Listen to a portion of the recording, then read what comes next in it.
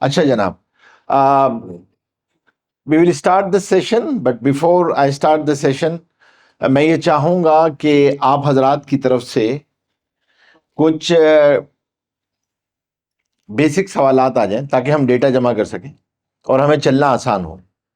वरना slide bye slide तो हम चल ही लेंगे, जो हमने स्लाइड्स बनाई हुई हैं आपको दे भी देंगे, आप पढ़ भी लेंगे। लेकिन अगर आप हजरात सवाल पूछेंगे तो ये आसान हो जाएगा और हमें एक अपना रास्ता मुतय्यन करना आसान हो जाएगा। ठीक है, तो हमें चीज़ों को लेकर चलना बहुत आसान होगा अगर हमारे पास एक इन्वेंट्री होगी कि हमने क्या लेके चलना है। मैं आपको बता दूं कि we will not discuss more about application, we will not discuss about the SOPs and the product SOPs, we will not discuss. तो हम तो बेसिक कॉन्सेप्ट्स को डिस्कस करना है। कॉन्सेप्ट्स में आपके जहां भी प्रॉब्लम है ना, एंड यू फील के यार, तो आप इरिटेशन होती है आपको, तो आप उस सवाल को जरूर करें।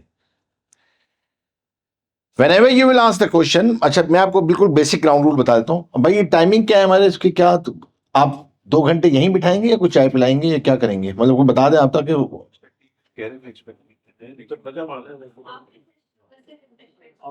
After session. तो आप हजरात तैयार रहिए कि 2 घंटे आपको इसी निश्चित पे बैठना है। ठीक है, तो बहरहाल उसके बाद होगा जो भी कुछ होगा, सही है।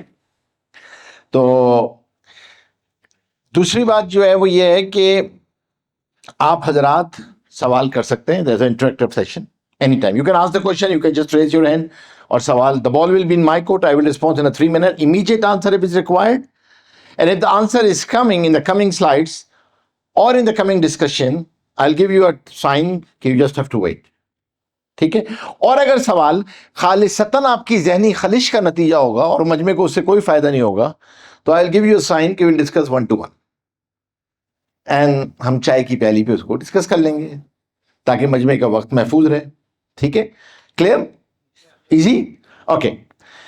दूसरी बात जो है वो ये है कि ये तो सेशन के बारे में मैंने आपको बता दिया है।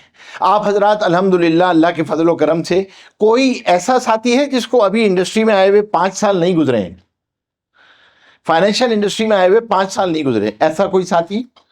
आप इससे पहले कहाँ थे? टेलीनॉर में थे। अच्छा, और कोई साथी? क्या नाम है आपका? लईक भाई। अच्छा ठीक है, और जी आपका क्या नाम है? हमजा। हमजा आप पहले कहां थे? First job, okay. और देखिए, और आपका फर्स्ट जॉब, गुड। तो फर्स्ट जॉब वाले 1 2 3 साथी हैं, जो 4 साथी हैं first job, okay, good good. असल में मैंने आपसे इसलिए पूछा था कि ये जो 5 साल गुजार चुके होते हैं तो अल्हम्दुलिल्लाह फाइनेंशियल इंडस्ट्री का एक एरोमा है कि जो आदमी 5 साल इसमें गुजार ले, कम से कम 5 साल भी, तो मिन जानिबिल्लाह उसको एक कैफियत हासिल हो जाती है। और ये खालिस अल्लाह का करम है, इसमें आदमी का कोई लेना देना नहीं है कि आप उसके लिए कोई बहुत ज़्यादा कोशिश करें। और ये महज गॉड गिफ्टेड चीज़ है कि अल्हम्दुलिल्लाह आप हजरात जो है वो आंखें खोल के सो सकते हैं।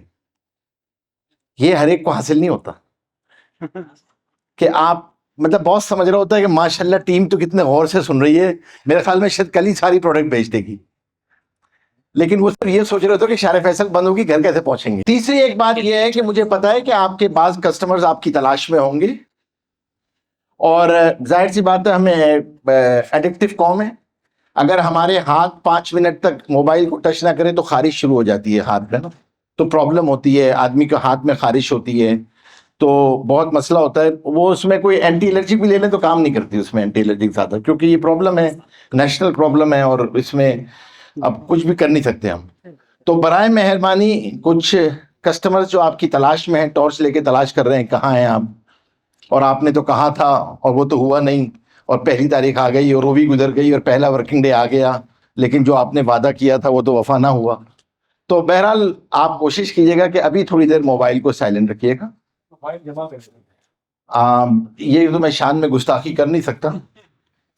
वैसे मैंने एक ट्रेनिंग में फैसल बैंक के साथ यही की थी, जो पहली लीडरशिप ट्रेनिंग थी। लीडरशिप ट्रेनिंग में तो मैं मोबाइल हाथ में नहीं रहने देता, ये तो बाइक जमा करा दो बास्केट में, क्योंकि मोबाइल जो है ना हमारे साथ प्रॉब्लम है, हम एलर्जिक कौम है, हम नहीं रह सकते, हमारे हाथ में हरकत होती है। तो जाहिर सी बात है, नशा एक ऐसी चीज होती है ना, प्रॉब्लम होती है। इसलिए नशे का उसूल ये है कि जो चीज आपको ट्रिगर करती है उससे दूर हो जाओ।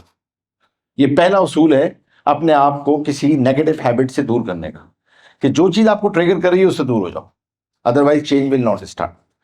ओके, तो और जाहिर सी बात है कि जब मैं ये कहूंगा कि इट्स कमिंग, तो I need a one parking advisor जो मेरे सवालात को पार्क कर ले, जो हजरात ने सवाल किए।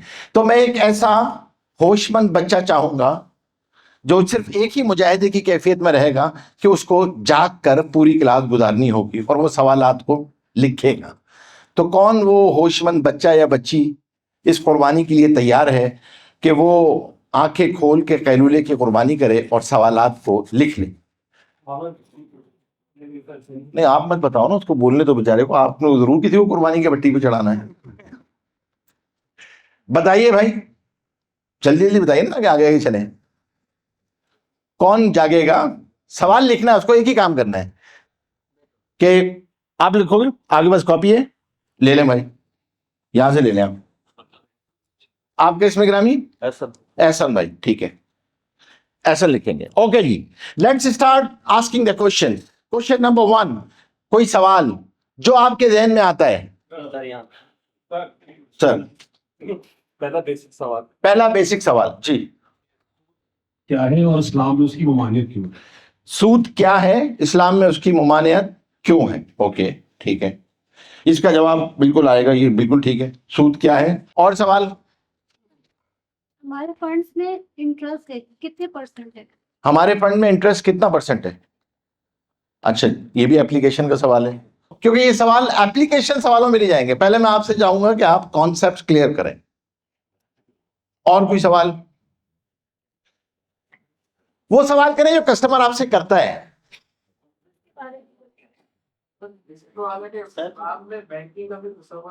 हाँ, नहीं नहीं, पहले तो बैंकिंग है ना, इस्लामिक तो बाद में आएगी। क्या इस्लाम में कोई बैंकिंग का तस्वुर है? सुकूक, सुकूक की डेफिनेशन क्या है? ओके, लिख दे सुकूक की डेफिनेशन जी।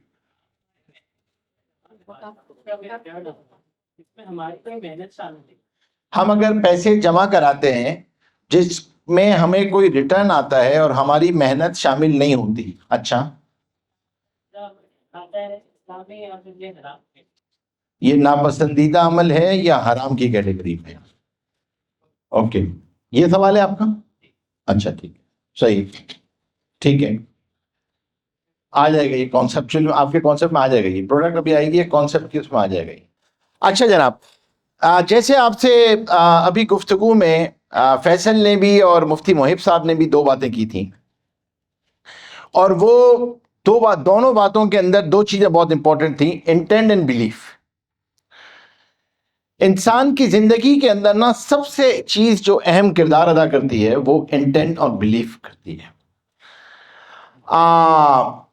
आपको पता है कि ये जो वर्ल्ड कप हुआ था, क्रिकेट वर्ल्ड कप, इसमें ऑस्ट्रेलिया ने किसको हराया था?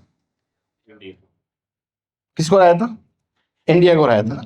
इंडिया पूरे टूर्नामेंट में अनबीटन टीम थी, अपने ग्राउंड पे खेल रही थी, अपने क्राउड में खेल रही थी, और पूरे टूर्नामेंट में अनबीटन थी वो। और ऑस्ट्रेलिया ने उसी के ग्राउंड में उसको हरा दिया। और इस पे दुनिया में डिबेट शुरू हो गई कि what was the difference between India and Australia. Indian तो सुपर फेवरेट टीम थी। तो the answer came, the only difference was intent and belief. Australians had a believe on their strength. और ऑस्ट्रेलियंस की ये सबसे बड़ी खूबी है उस सिस्टम की, कि उस सिस्टम में प्रोसेसेस इतने स्ट्रांग हैं कि वो आपको बिलीफ आपका खुद ब खुद वो पैदा कर देते हैं उसके अंदर।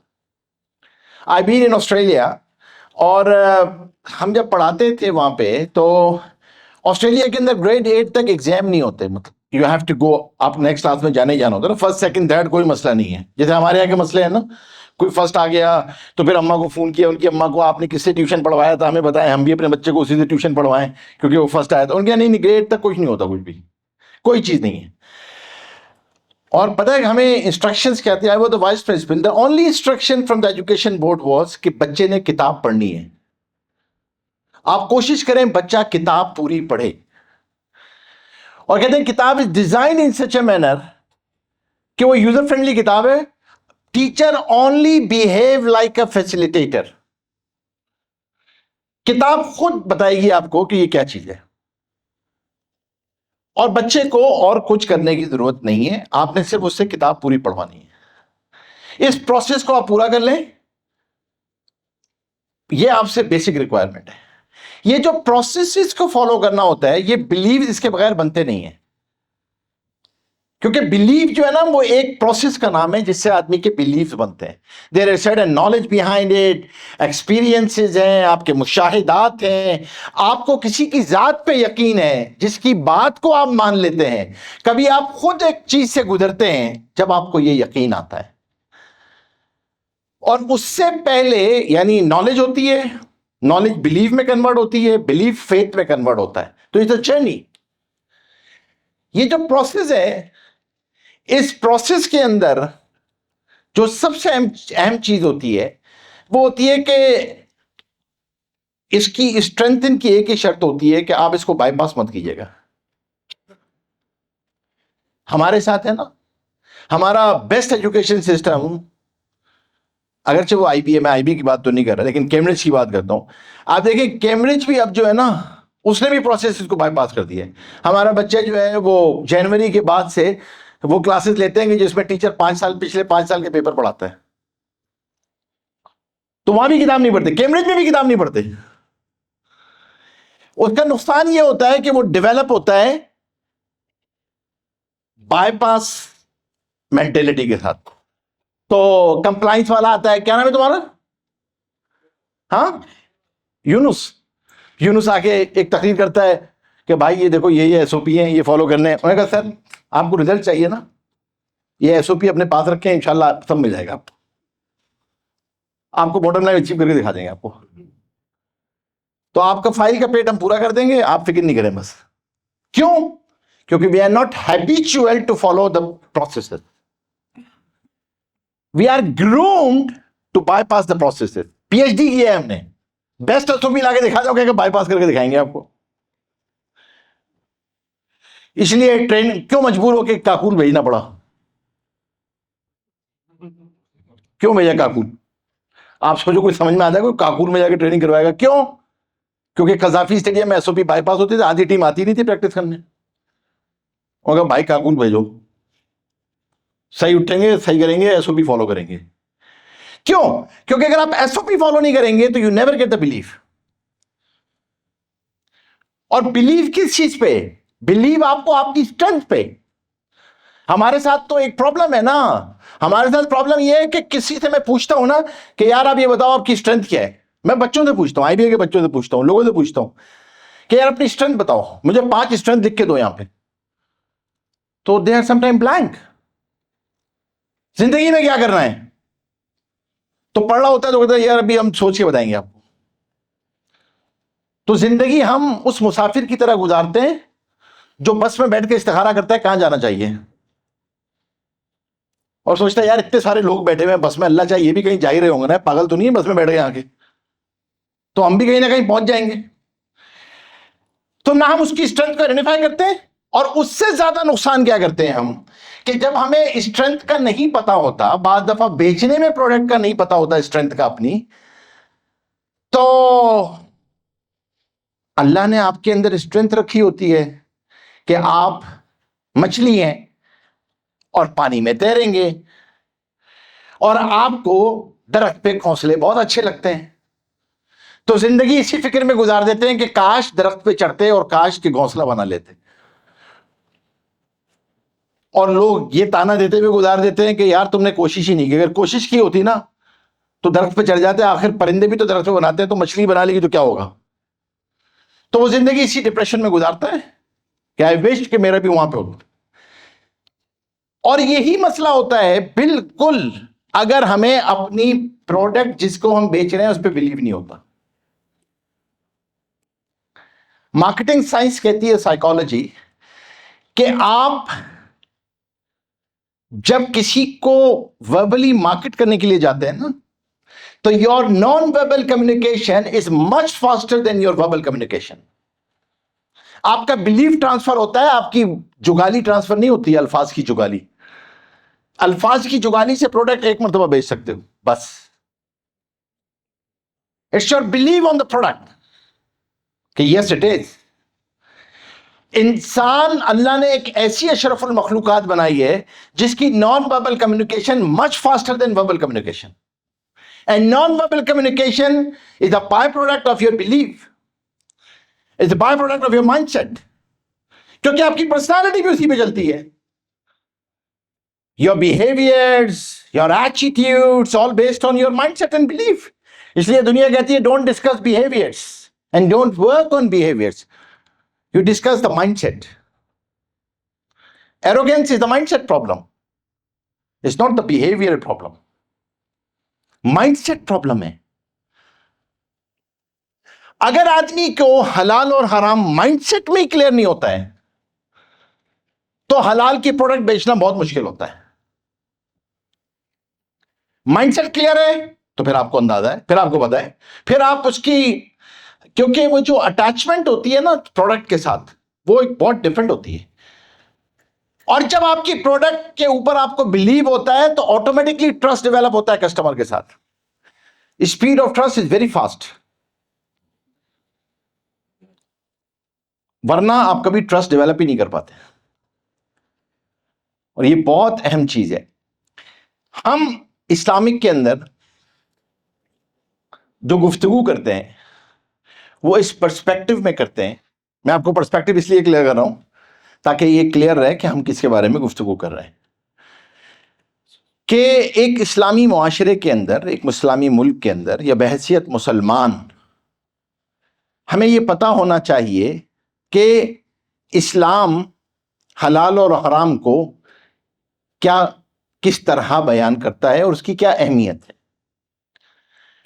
ठीक है, तो मैं इस पर्सपेक्टिव में तो गुफ्तगू ही नहीं कर रहा, ना मैं किसी ऐसे आदमी से गुफ्तगू कर रहा हूं और ना मैं करना चाह रहा हूं अभी, कि जो कायनात के बनाने वाले को मानता ही नहीं है, या वो कहता है nature is running the world, not Allah is running the world, या वो सोर्स ऑफ नॉलेज नबी को नहीं मानता, सोर्स ऑफ नॉलेज किसी और चीज को मानता है। माइट बी पॉसिबल, वो हमारी गुफ्तगू का महवर नहीं है। अभी हम गुफ्तगू कर रहे हैं इस तनाजुर में कि कायनात का कोई बनाने वाला है और कायनात के बनाने वाले ने हमको इस दुनिया में भेजा है और उसका हमसे एक ही मुतालबा है कि 24/7 की बंदगी कर दो। तो जो बिगेस्ट कन्वर्जन होता है ना, जो हमारे लिए सबसे मुश्किल कन्वर्जन है बहैसियत पाकिस्तानी मुसलमान, वो है पार्ट टाइम मुसलमान से फुल टाइम मुसलमान का कन्वर्जन, 24/7 का कन्वर्जन। हमारा कन्वर्जन पार्ट टाइम कॉन्सेप्ट का है ना। मैं पूछता हूं भाई माशाल्लाह आप जो है वो कुरान करीम पढ़ते हैं, वो कहते हैं अल्हम्दुलिल्लाह रमजान में 3 कुरान खत्म हो जाते हैं। और फिर कॉन्सेप्ट हमारा यह है कि दीन नाम है इबादात का और ईमानियात का। इसलिए जब कोई डीलिंग्स की बात करता है, मामलात की बात करता है, मुआशरत की बात करता है, अखलाकियात की बात करता है, तो कहते हैं यार आप दुनिया की बात नहीं करें ना, आप दीन की बात करें। तो हम इसको नहीं समझ पाते क्योंकि हम उसको दीन का हिस्सा समझते ही नहीं है। दूसरी एक सबसे अहम बात यह है, याद रखिए कि दीन जब 24/7 का मुतालबा करता है तो वो आपको कुछ बेसिक गाइडलाइंस भी देता है, कोड ऑफ कंडक्ट भी देता है। उन बेसिक गाइडलाइंस को समझना जरूरी है और उसके अंदर इबादात भी हैं, ईमानियात भी हैं, मुआमलात भी हैं, सोशल कंडक्ट भी है विच इज मुआशरत, और एथिक्स भी हैं विच इज अखलाकियात। हमारी गुफ्तगू क्योंकि सिर्फ मुआमलात के एक बहुत छोटे से हिस्से पर है, बहुत छोटे से हिस्से पे, इसीलिए हम मुआमलात से ही शुरू करेंगे। मुआमलात के बाद में ये जो हलाल और हराम की टर्मिनोलॉजी है ना, ये ना ईमानियात की टर्मिनोलॉजी है ना इबादात की नमाज में हलाल हराम नहीं होता। हलाल हराम मुआमलात, मुआशरत, और अखलाकियात की टर्मिनोलॉजी, ये है ही इसकी टर्मिनोलॉजी। और मुआमलात के बाब में चंद चीजें ऐसी हैं मुआशरती और मुआमलात के अंदर और अखलाकियात के अंदर कि जो मज़ाहिब इब्राहीम अलैहिस्सलाम को मानने वाले हैं, जिसमें यहूद, ईसाई और मुसलमान हैं, उनमें कुछ चीजें कदरे मुश्तरक हैं और डूज एंड डोंट्स में वो कदरे मुश्तरक हैं। और डोंट्स के अंदर चंद गुनाह ऐसे हैं जो सबके नजदीक गुनाह हैं। उसमें शराब है, चोरी है, जिना है, उसी में सूद भी है, धोखाधड़ी है, झूठ है, उसी में सूद भी है। तो सूद बुनियादी तौर पे जो हराम था, वो इब्राहीम अलैहिस्सलाम मानने वाले तमाम मज़हब के। हुजूर पाक सल्लल्लाहु अलैहि वसल्लम जब मक्का मुकर्रमा में तशरीफ लाए तो मक्का वाले अपने आप को ईसाई नहीं कहते थे, ना वो अपने आप को यहूद कहते थे, वो कहते थे हम इब्राहीम अलैहिस्सलाम के मानने वाले हैं। लेकिन वो सूद को हराम समझते थे। एक वाकया नकल किया गया है कि बैतुल्ला में आग लग गई तो बैतुल्ला का कुछ हिस्सा शहीद हो गया, और जब बैतुल्ला का कुछ हिस्सा शहीद हुआ तो बैतुल्ला को रीबिल्ड करना था, तामीर करनी थी, उसके लिए फंड रेजिंग स्टार्ट हुई। और जब फंड रेजिंग स्टार्ट हुई तो उस फंड रेजिंग में होता यह था कि बैतुल्ला के बाहर ऐलान लगा दिया जाता था। तो ऐलान लगा दिया गया कि पैसे जमा करने हैं, लेकिन उस ऐलान में दो शर्तें लगाई गई। एक शर्त यह थी कि तवाइफ अपने पैसे नहीं जमा कराएगी, तो कोई जिना की आमदनी का पैसा नहीं होगा। दूसरी शर्त यह थी कि सूद की आमदनी का पैसा नहीं होगा। चुनाचे जब फंड कलेक्शन हुई तो पैसे इतने नहीं थे कि बैतुल्ला की पूरी तामीर हो सके। और ये वही वाकया है जो आप हजरात ने सीरत में पढ़ा होगा कि जब हजर अस्वद को रखना था अपनी जगह पे तो उन्होंने मशवरा किया, फिर फरमाया जो बैतुल्ला में सबसे पहला शख्स दाखिल होगा वो रखेंगे। तो हुजूर पाक सल्लल्लाहु अलैहि वसल्लम बैतुल्ला में दाखिल होने वाले सबसे पहले शख्स थे, और हुजूर पाक सल्लल्लाहु अलैहि वसल्लम ने चादर पे हजर अस्वद को रखा और सब सरदारों से कहा कि आप पकड़ लें, और जब रखने का वक्त आया तो खुद हजर अस्वद को उसकी जगह पे नस्ब किया। लेकिन जब फंड्स कम पड़े तो तीन तरह की अमेंडमेंट्स की उन्होंने। पहली अमेंडमेंट तो ये की कि बैतुल्ला इससे पहले मुस्ततील शक्ल में था, वो रेक्टेंगुलर था, तो उन्होंने उसको स्क्वायर कर दिया। दूसरी ये की कि बैतुल्ला के दो दरवाजे थे, एक रुकन यमानी की तरफ था और एक मुल्तजम की तरफ था, तो रुकन यमानी के दरवाजे को बंद कर दिया और मुल्तजम के दरवाजे को बाकी रखा। और तीसरी ये की कि बैतुल्ला सतह जमीन के साथ लगा हुआ था, इसको कोई 4 से 5 फीट ऊपर कर दिया गया बैतुल्ला के दरवाजे को, तो अब जिसको चढ़ना होता था वो सीढ़ी के रख के चढ़ता था। और जो हिस्सा बच गया जिसकी तामीर नहीं हो सकी फंड ना होने की वजह से, उस हिस्से को हतीम कहते हैं। तो आप हजरात जो उम्रे पे तशरीफ ले गए होंगे उन्होंने देखा होगा कि उस हिस्से में फर्ज नमाज नहीं होती अंदर, क्योंकि बैतुल्ला के अंदर नमाज नहीं होती, आप नवाफिल पढ़ सकते हैं। कयामत तक आज तक वो बाकी है और किसी ने उसको दोबारा तामीर नहीं किया। उलमा ने लिखा है कि ये बाकी रहा एज इट इज, कि अल्लाह ने कयामत तक उम्मत को ये बताना था कि अल्लाह के घर पे हलाल पैसा लगेगा, हराम नहीं लगेगा। तो द कॉन्सेप्ट ऑफ रिबा was prevailed at the time of Mecca. अभी हुजूर पाक सल्लल्लाहु अलैहि वसल्लम के पास नबूवत के जरिए सूद की हुर्मत का हुक्म भी नहीं आया था, लेकिन मक्का में ये प्रीवेल करता था। और दो तरह की लैंडिंग्स प्रीवेल करती थी, कॉर्पोरेट लैंडिंग भी, कंज्यूमर लैंडिंग भी। मक्का वाले तिजारत किया करते थे और उनके तिजारती काफिले जाया करते थे। तो आपको अंदाजा हो, अजीब बात बताऊं आप लोगों को, आप लोगों का स्टॉक से ताल्लुक है, ये जब काफिला बनता था ना तो फंड रेजिंग होती थी, तो हर घर वाला अपना हिस्सा उसमें डाला करता था. So every caravan was like a joint stock company. Everyone had a share in that caravan. और फिर अगर लिक्विडिटी क्रंच आ जाता था, पैसों की जरूरत होती थी, तो फिर वो जाते थे ताइफ वालों के पास. अच्छा, the people of the Taif was the corporate lenders, और वो कॉर्पोरेट गारंटी लेते थे, इंडिविजुअल की गारंटी नहीं लेते थे. तो कबीला अपनी गारंटी जमा कराता था उनके पास, और कबीला कबीले की बुनियाद पे सूद लेता था उनसे, कर्ज लेता था. तो ये कॉर्पोरेट लैंडिंग बहुत ही कॉमन थी, होती थी. और कंज्यूमर लैंडिंग भी होती थी, लोगों को जरूरत पड़ जाती थी, लोग अपने पैसे लेने सूद के लिए चले जाते थे. मदीना मुनव्वरा में आके सूद की हुर्मत आई है. अच्छा, जब सूद की हुर्मत आई तो आप लोगों को मैं वैसे ही बता दूं, वैसे आप लोग पढ़ते होंगे अल्हम्दुलिल्लाह, लेकिन अगर आपने इस्लाम के वेल्थ मैनेजमेंट सिस्टम को पढ़ना है तो सूरह बकरा के आखिरी 6 रुकू तर्जुमे से जरूर पढ़ें. यह आप लोगों के लिए लाजमी है. If you want to understand the wealth management system of Islam, तो द लास्ट 6 रुकू ऑफ सूरह बकरा detailed compliance, beneficiaries, rulings, benefits, rewards, everything in it. Everything in it. उसी में रिबा की भी आयत है. जब रिबा की हुर्मत आई तो नॉट अ सिंगल सहाबी आस्क दिस क्वेश्चन कि व्हाट इज रिबा. किसी ने नहीं पूछा, because that was so common, everybody knew this thing, what the Riba is.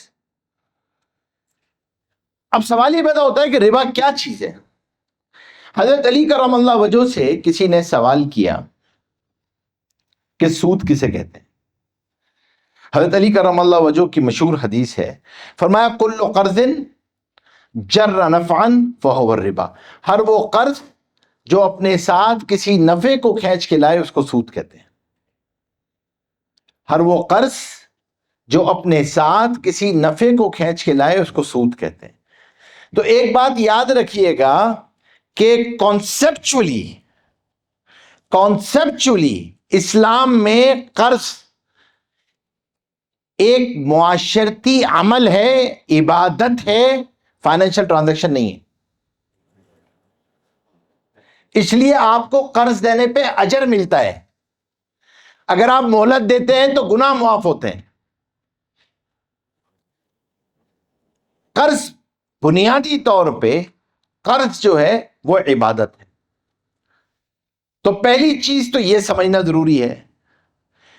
फिर इसके बाद याद रखिएगा कि इस्लाम में एक बहुत अहम बात है जिसको समझना जरूरी है, और वो ये है कि हुजूर पाक सल्लल्लाहु अलैहि वसल्लम ने जिन चीजों को हलाल किया वो हलाल हैं, जिन्हें हराम किया वो हराम है. हमें यह देखना होता है, एक बात आप ये जहन में रखिए कि दीन कयामत तक के लिए है. अब नई नई चीजें आती हैं, हर सदी में एडवांसमेंट्स हो रही होती हैं. आज हम यहां खड़े हुए हैं, 2020 के बाद दुनिया की फाइनेंशियल इंडस्ट्री बिल्कुल डिफरेंट इंडस्ट्री है. डिजिटल बैंकिंग हैं, डिजिटल एसेट्स हैं, डिजिटल चीजें हैं, तो न्यू एडवांसमेंट है. तो आप पहले यह समझें कि जब कोई नई चीज आती है तो इस्लाम उसको एक्सेप्ट और वैलिडेट कैसे करता है, यह निगेट किन बुनियादों पे करता है. सवाल आया था यहां से हमारे पास कि ये बताएं कि क्या बैंकिंग का कॉन्सेप्ट इस्लाम में मौजूद है. अब ये सवाल इस्लामी दुनिया में सल्तनत उस्मानिया के जमाने में आया है, क्योंकि दुनिया में बहरी लेटर ऑफ क्रेडिट्स की बुनियाद पे बहरी असफार शुरू हुए, तिजारतें शुरू हुई. दुनिया में बैंक्स बन चुके थे, अभी बाकी इस्लामी दुनिया में बैंक नहीं बने थे. फिर उसके बाद ये सवाल बहुत ज्यादा आया है फर्स्ट वर्ल्ड वॉर के बाद, जब सल्तनत उस्मानिया का खात्मा हो गया. हमारे भी जो बैंक्स पाकिस्तान इंडिया में बनने शुरू हुए, वो ज़्यादातर बैंक्स जो बने हैं वो 1930 के बाद बने हैं। तो अब खैर जब ये सवाल आया तो एसओपी क्या है उसका, ये समझिए आप कि उसका एसओपी क्या है। सबसे पहला एसओपी है कि जब कोई चीज आएगी नई तो देखा यह जाएगा कि वो डॉक्ट्राइन ऑफ लग्जरी में फॉल करती है या डॉक्ट्राइन ऑफ नेसेसिटी में फॉल करती है। यह क्वेश्चन नंबर 1 है। क्या है पहला सवाल, लिख लो इसको ताकि मैं आपसे जवाब पूछता रहूं इनके सवालात के। हाथ चलता है तो नींद खत्म हो जाती है, क्योंकि हाँ ना, आदमी को बार बार ये ख्याल आ रहा है कि घर कैसे पहुंचेंगे, परेशानी हो रही है लोगों को, और लिखने से आदमी को लिखना याद रहता है क्योंकि फाइन आदमी बाद दफा भूल जाता है। तो the question number 1 is whether it's a necessity और अ लग्जरी। ठीक है, ये पहला सवाल है। बैंकिंग आई तो ये लग्जरी है या नेसेसिटी है? If it is luxury, so we don't have to give alternative, simple answer. If it is luxury, we are not allowed to give alternate of this one. ठीक है? And if it is a necessity, then we have to think about it. ठीक है? अच्छा, अब ये जो पहला सवाल है ना, इसके जवाब में कॉन्सेप्चुअली इख्तलाफ पैदा हुआ उन लोगों के यहां जो कहते हैं कि बैंकिंग नेसेसिटी है ही नहीं। जरूरत क्या है भाई, घर में पैसे नहीं रख सकते आप? घर में पैसे रखे तो आपको बैंकिंग की क्या जरूरत है? आप पाकिस्तान में कारोबार करें, आपको दरामदाद बरामदाद की क्या जरूरत है? तो ठीक है, किसी का पॉइंट ऑफ व्यू हो सकता है। अगर उनका ये पॉइंट ऑफ व्यू होगा तो उनके नजदीक बैंकिंग की ऑल्टरनेट बयान करने की कोई जरूरत नहीं है। क्लियर हो गई बात ये? अच्छा जी, अब हम लेके चलते हैं कि यस इट इज नेसेसिटी। ठीक है, क्योंकि हम तो उसी बुनियाद पे बात कर रहे हैं। तो नेसेसिटी के बाद क्वेश्चन नंबर 2 आएगा, क्या इस तरह की कोई प्रैक्टिस गोल्डन एरा में प्रिवेल करती थी? Do we have any resemblance? इस जैसी कोई प्रैक्टिस गोल्डन एरा में प्रिवेल करती थी? अंडरस्टैंड? तो इसका जवाब आएगा सवाल ये देखा जाएगा कि प्रैक्टिस क्या है। प्रैक्टिस ये थी कि एक तरफ सेवर्स थे, एक तरफ डी सेवर्स थे। लोग अपनी सेविंग्स बैंक में जमा कराते हैं आके, और बैंक ऐसे लोगों को जिनको पैसों की जरूरत होती है उनको पैसा दे देता है। तो वन साइड ये है। दूसरी साइड ये है कि लोग अपने पैसे बतौर हिफाजत के लिए बैंक में रखवा देते हैं। ये दो, यही कॉन्सेप्ट है ना। पहले हम बैंकिंग के कॉन्सेप्ट को क्लियर करें ताकि हम गोल्डन एरा को चेक करने से पहले हम देखें, is it this banking is basic banking. अभी इस्लामिक कन्वेंशनल निकाल दें आप, बैंकिंग क्या करती है बताएं। कोई और कोई चीज इसके अलावा कोई? मैंने आपको 2 कॉन्सेप्ट क्लियर किए ना, ठीक है। अभी हम चले इन 2 कॉन्सेप्ट को लेकर चलते हैं। If you are not adding any more तो हम इसी 2 को लेकर चलते हैं। पहला कॉन्सेप्ट क्या है कि क्या मैं अपने पैसे, यहां सवाल भी आया था किसी का, मैं अपने पैसे, मुझे काम करना नहीं आता, क्या मैं किसी ऐसे आदमी को दे सकता हूं जिसे काम करना आता हो और फिर घर बैठे मुझे पैसे मिलते रहे उससे? क्या यह प्रीवेल करता है इस्लामिक हिस्ट्री में? तो जवाब आता है यस करता है। इस कॉन्ट्रैक्ट को मुदारबा का कॉन्ट्रैक्ट कहा जाता है, where one is the investor which is the silent partner and one is the working partner जो इन्वेस्टर नहीं होता। हुजूर पाक सल्लल्लाहु अलैहि वसल्लम का सबसे पहला शाम का सफर, और हज़रत खदीजा रज़ियल्लाहु ताला अन्हा was the sole investor and हुजूर पाक सल्लल्लाहु अलैहि वसल्लम वाज द वर्किंग पार्टनर, और the contract was based on मुदारबा। सहाबा में बहुत सारे सहाबा ऐसे थे जिनके पास लोग अपने पैसे बतौर हिफाजत के रखवाया करते थे जाके, और जब रखवा रहे होते थे तो वो ये कहते थे कि भाई ये अमानत नहीं है, कर्ज दे दो हमें। क्यों? क्योंकि अमानत तो अगर बगैर नेग्लिजेंस के जाया हो जाए तो रखवाने वाले का नुकसान होता है।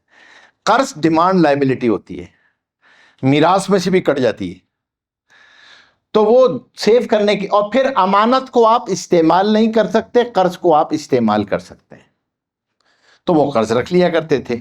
तो हमने कहा कि ये दोनों चीजें तो प्रीवेल करती हैं, तो आंसर आया कि यस, इसकी रिजेम्बलेंस मिलती है हमें। अब जब हमको रिजेम्बलेंस मिल गई तो अब हम क्वेश्चन नंबर 3 पे गए। ये एसओपी है वैलिडेशन का, किसी भी प्रैक्टिस की वैलिडेशन का। तीसरा सवाल ये आया कि अब ये देखें कि ये जो प्रैक्टिस हो रही है, इस प्रैक्टिस के अंदर तो कोई शरिया नॉन कंप्लायंस नहीं है। जो प्रैक्टिस हो रही है, लोग सेविंग जमा करा रहे हैं बैंक में आके, और बैंक जो है वो उनको आगे दे रहा है डी सेवर्स को, और वो आगे खर्च कर रहे हैं। तो इसका जवाब ये आया कि यस, इसके अंदर नॉन कंप्लायंस है। और वो नॉन कंप्लायंस क्या है? दैट इज रिबा, सूद। क्यों? क्योंकि बैंक कर्ज की बुनियाद पे रिसीव करता है और आगे भी कर्ज की बुनियाद पे देता है, और कर्ज पे जो नफा आता है सूद की शक्ल में, वही उनको सेवर्स को लौटा देता है। तो इसका उन्होंने कहा कि भाई इसको आप सूद को एलिमिनेट कर दें, आप सूद को खत्म कर दें। तो फिर ये चीज, और जब किसी को पैसे देने हैं तो वो मुदारबा की बुनियाद पे बैंक को दे, और बैंक आगे जो है वो भी मुदारबा, मुशारका, मुराबाहा किसी तिजारत की बुनियाद पे दे, आगे कर्ज ना दे। तो इसीलिए 80s के अंदर आप लोगों को याद होगा जब इस्लामिक बैंकिंग शुरू हुई तो that was not with the name of the Islamic banking, rather the name was बिला सूद बैंकारी, इंटरेस्ट फ्री बैंकिंग। बिकॉज पहला स्टेप यह था कि इंटरेस्ट को एलिमिनेट करो, सूद को निकालो किसी तरह।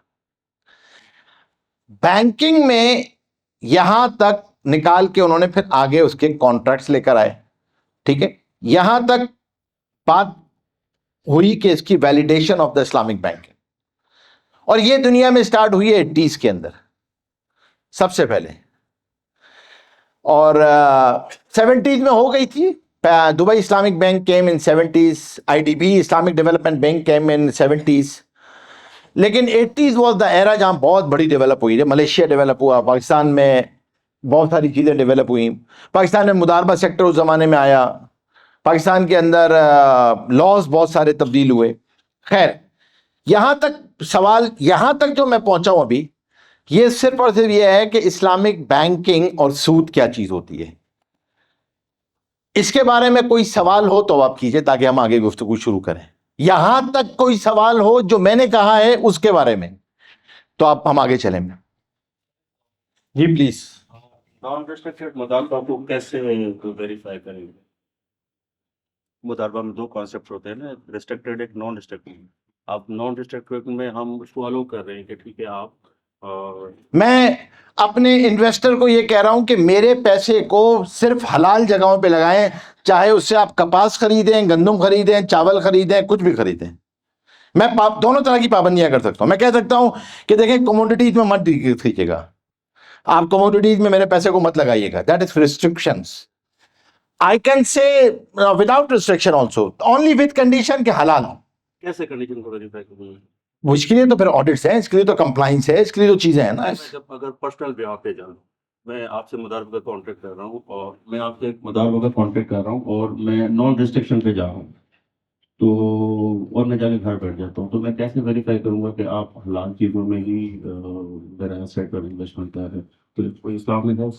इसके लिए सिंपल ये है कि you are allowed to ask from me my accounts and balance sheet. Sir वो पर रिस्ट्रिक्ट हो जाएगा? नहीं, आप मुझसे ये पूछेंगे कि भाई आपने पैसा कहाँ लगाया है, क्योंकि आपके पास कोई एक्सटर्नल ऑडिटर सिचुएशन नहीं है, सिस्टम नहीं है ना, आप इंडिविजुअल है ना, और आपको ये शक पैदा हो गया कि यार नजीब साहब ने पता नहीं पैसे पे पैसा दिया है, ये कोई मुदारबा स्कैंडल ही तो नहीं चल रहा, तो कोई चीज है या नहीं।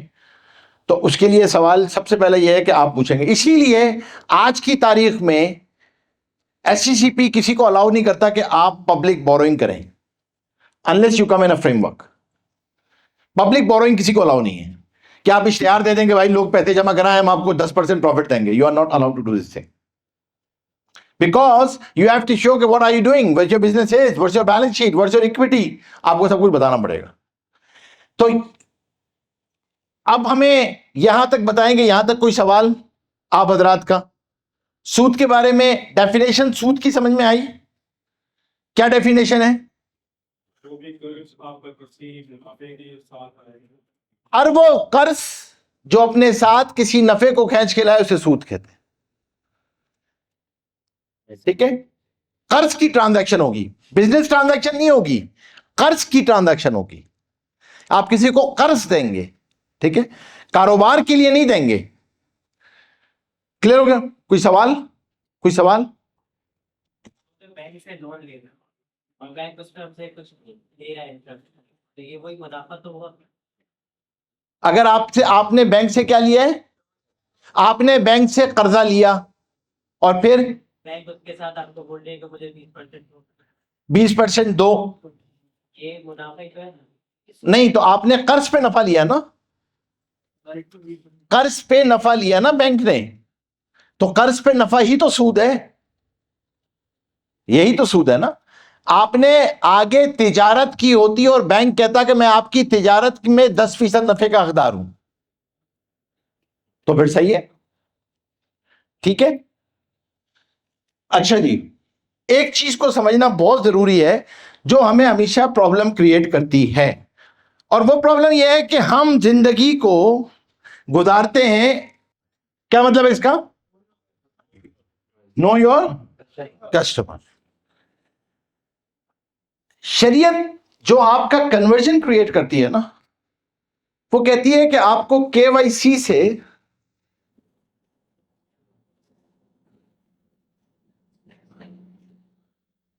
केवाईएस पे आना होता है। किस पे आना होता है? केवाईएस का मतलब है नो योर सेल्फ। ठीक है, और ये क्यों जरूरी होता है? मैं आपको मिसाल देता हूं। उठो, आने अच्छो, कम ये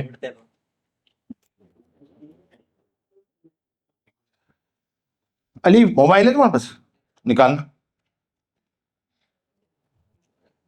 देखो भाई, मैंने अली से पूछा कि अली तुम्हारे पास मोबाइल है? अली ने कहा yes I have a mobile. And can you give me mobile? उस बेचारे ने शराफत से मोबाइल दे दिया। जाहिर सी बात है वो क्या करता, कराची की मेन एसओपी यही है कि आपसे कोई मोबाइल मांगे तो basic SOP, so he did it.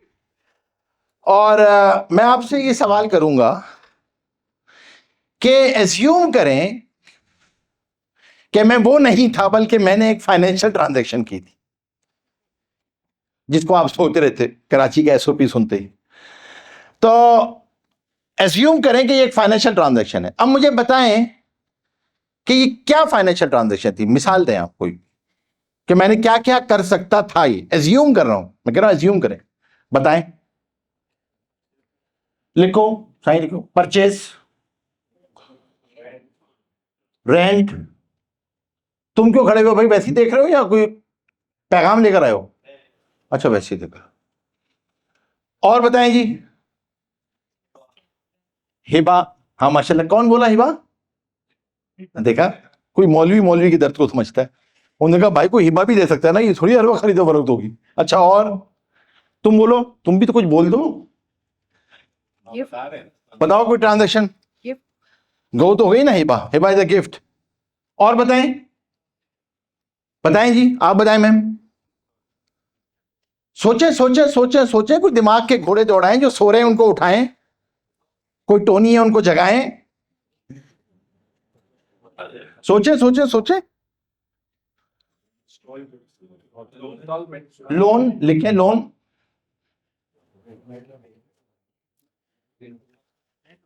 और बताएं क्या क्या हो सकता है ये। गारंटी लिखें। और अल्लाह की जमीन से और क्या है? अल्लाह की जमीन से मिल अल्लाह की जमीन से भाई इसकी जेब से मिला है। अल्लाह को बेचारा भी सोच रहा है यार मैं ही मिला था तो मैं ये सारे फलसफे बयान करने के लिए। भैया तू तो रख ले यार, ये अल्लाह जाने क्या करवाएंगे तेरे साथ। और बताओ भाई, तुम बताओ क्या नाम है? हाँ हुमा बताओ, सोचो सोचो सोचो भाई, क्या चीज है? पैसे है क्या? नहीं नहीं, क्या ट्रांजैक्शन बताएंगे? Financial transaction. स्नैच। स्नैच लिख दो, स्नैच सही है।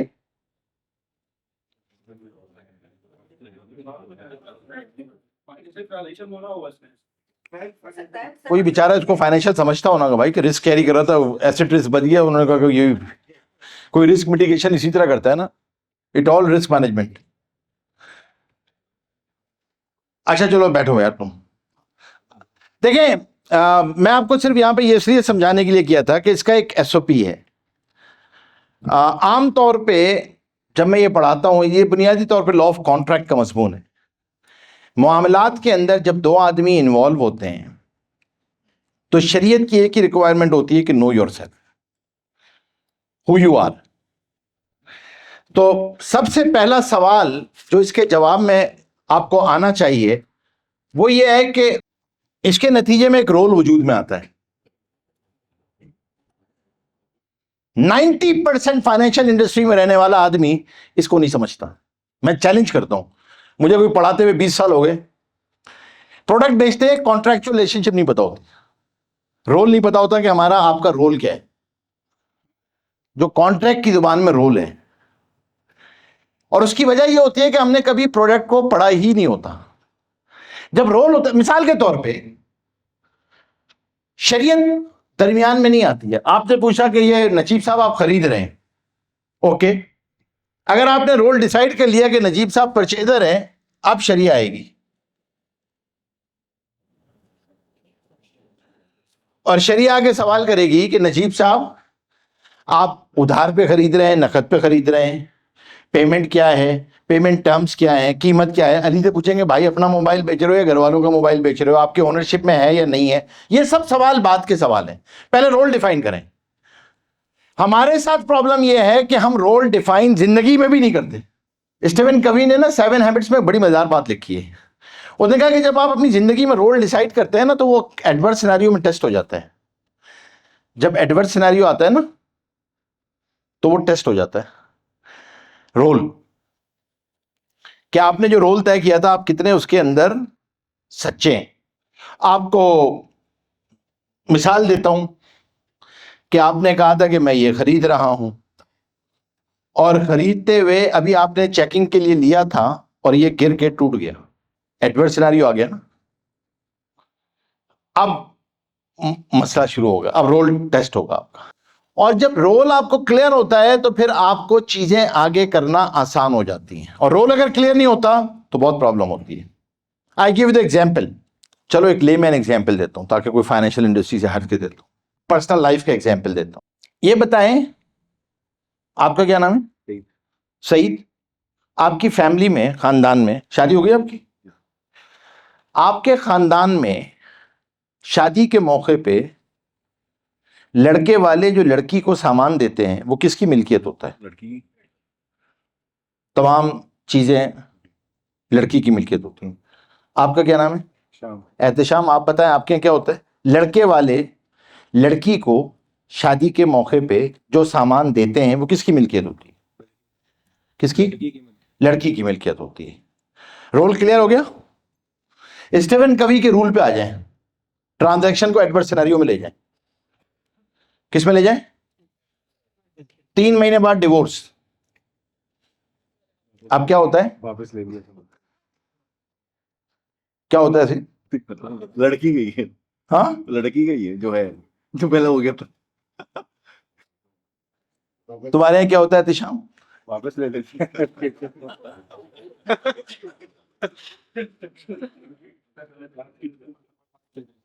अब आपको पता है कि आप सोचें कि अब आप सोचिए, अब बुखारी शरीफ की हदीस सुनाता हूं मैं आपको। हुजूर पाक सल्लल्लाहु अलैहि वसल्लम ने फरमाया कि गिफ्ट दे के, हदिया दे के चीज को वापस लेना ऐसा है जैसे कुत्ते के थूक को चाटना या अपनी कै करके उसको खा लेना। But why? बिकॉज हमारे यहां ये रोल क्लियर ही नहीं होता। सहाबा इकराम रज़ियल्लाहु अजमईन की एक सुन्नत थी और सहाबा एक दूसरे को नसीहत भी करते थे कि ताशरू कल अखवान तामिलु कल अजानिब, live like a brothers, deal like a strangers. भाइयों की तरह रहो, मामला अजनबियों की तरह करो, चीजों को लिखत पढ़त में लाओ। हमारे यहाँ लिखत पढ़त का रिवाज ही नहीं है। तुम में से कितने ऐसे लोग हैं जो माँ बाप के साथ रहते हैं, अम्मी अब्बू के साथ रहते हैं? हाथ खड़ा करें। One of the very basic social problem which we have, कि अगर अम्मी कहती हैं जब आपके 3 भाई आप और भी रह रहे हैं कि ड्राइंग रूम में एसी लगेगा, और हम आके लगा देते हैं। शरीयत सवाल पूछती है रोल क्या है, वो क्लियर ही नहीं होता। भैया तो आप गिफ्ट कर दें, बता दें अम्मी को गिफ्ट किया हो, लिख दो। हमारे यहां बिजनेस फैमिलीज के अंदर बच्चे को नौकरी में, कारोबार में शामिल करते हैं विदाउट डिसाइडिंग अ रोल। घर बन रहा होता है, बच्चे अपना हिस्सा डाल रहे होते हैं, पैसे दे रहे होते हैं विदाउट डिसाइडिंग रोल। और याद रखिएगा, शरीयत ये कहती है और लॉ ऑफ कॉन्ट्रैक्ट भी यही कहता है कि when you will not decide the role, transaction will fall in dispute 100%। आपके पास जो सबसे अहम चीज आपको समझने की है कि what is your role being a asset management company. आप फैसल एसेट मैनेजमेंट कंपनी, आपका रोल क्या है? आप आदमी से पैसे ले रहे हैं ना, तो आपका रोल क्या है? आप बायर हैं, आप परचेजर हैं, आप सेलर हैं, आप क्या हैं? If it role is clear, the life is easy, and if the role is not clear, the life is in difficulty. Because आपको पता ही नहीं है आप क्या कर रहे हैं।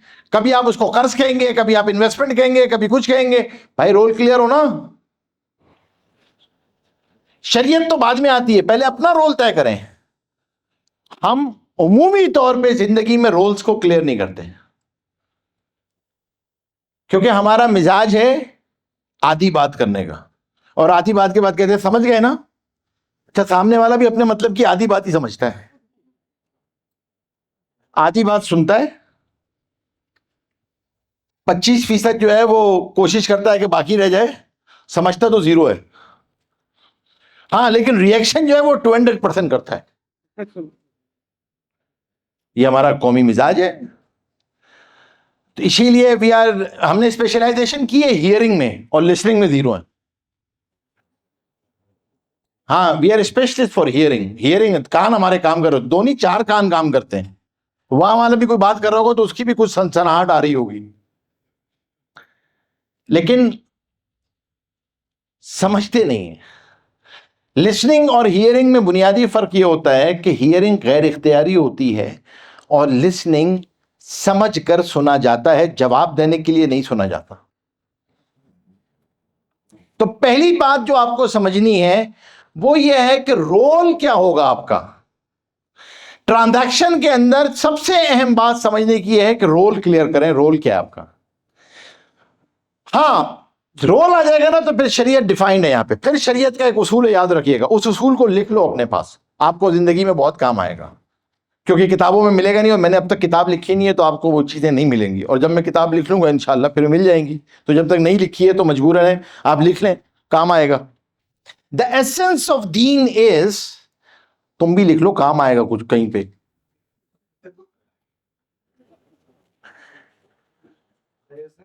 Essence of deen, religion, is process oriented, not the result oriented.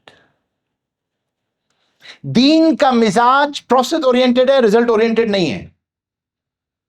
Understand? दीन का मिजाज प्रोसेस ओरिएंटेड है। You might get the same result to different processes, one is halal, one is haram. in Pakistan. Yeah, anything. So many things. Two different processes. One is halal, one is haram. So never evaluate any transaction on the basis of the results. You check the processes. नबी को हुक्म क्या है? दावत. नतीजा क्या है? हिदायत. वो अल्लाह ने नबी के हाथ में भी नहीं रखी.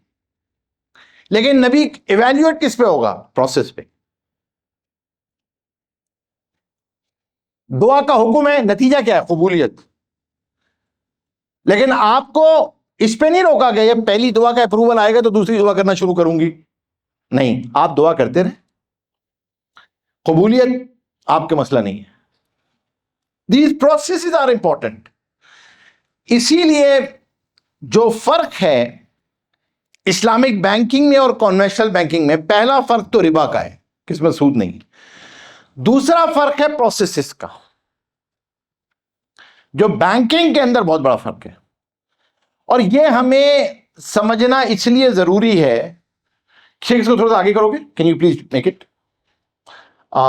ये जस्ट कीप इट हियर. देखिए, ये तो मैंने आपसे शुरू में बात की थी कि हम इसकी थोड़ी सी गुफ्तगू करेंगे, लेकिन जो यहां तक का हिस्सा है 1 2 3 4 5 and 6, ये जो 6 कंपोनेंट्स है ना, इनका सीखना फर्ज ऐन है. ऑप्शनल नॉलेज नहीं है, फर्ज ऐन है.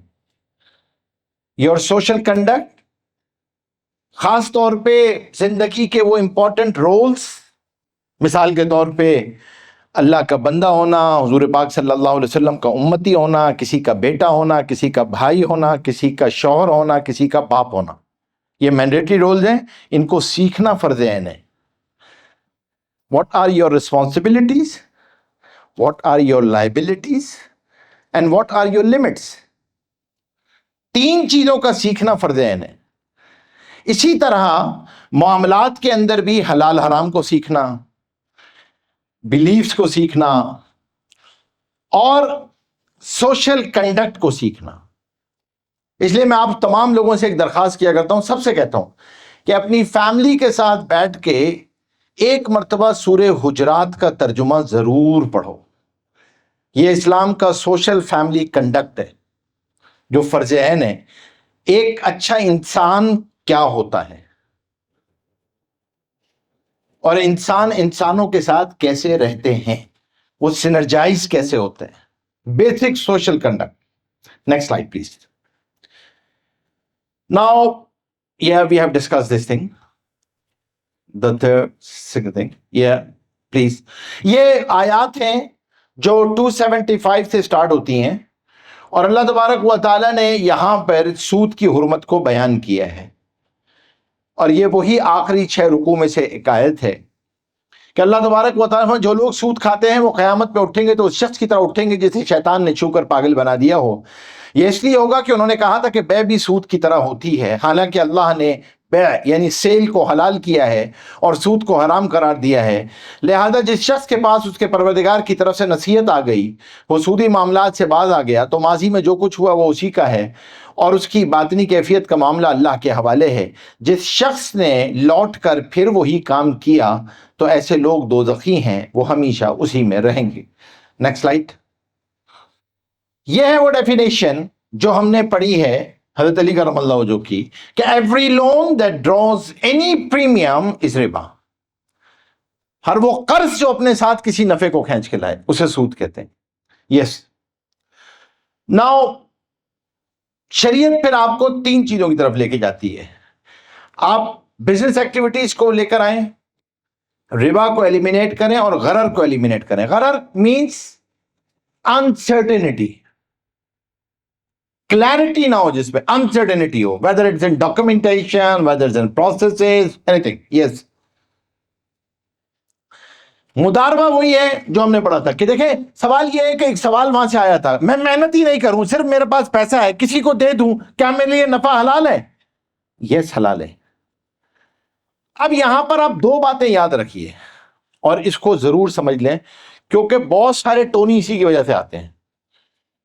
एक बहुत बड़ा टोनी यह है कि अगर प्रॉफिट को फिक्स कर दिया जाए तो वो सूद होता है। क्या है?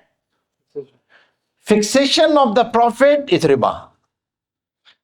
तो याद रखिए, उसूल याद रखिए। अगर सेल ट्रांजैक्शन है, क्या है? सेल ट्रांजैक्शन है तो प्रॉफिट का फिक्स होना जरूरी है।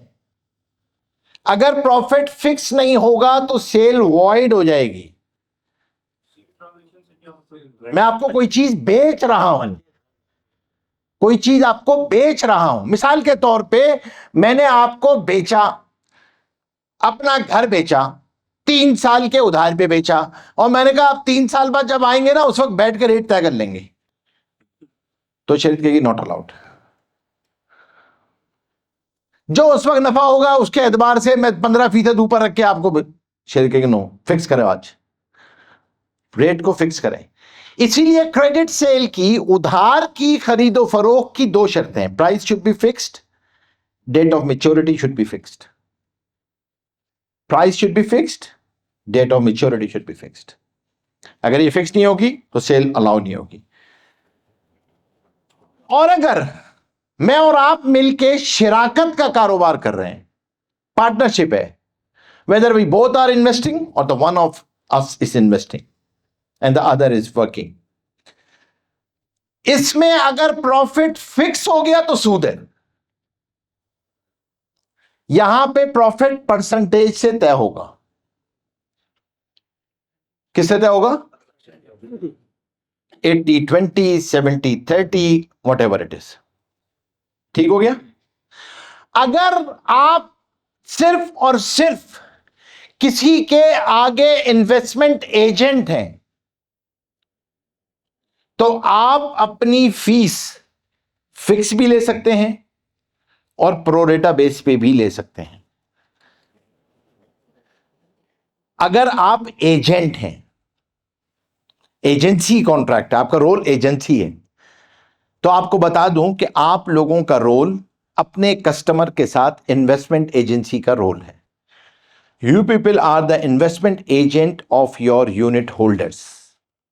On behalf of them you are making investments in different type of halal markets and you are taking upfront your agency fee.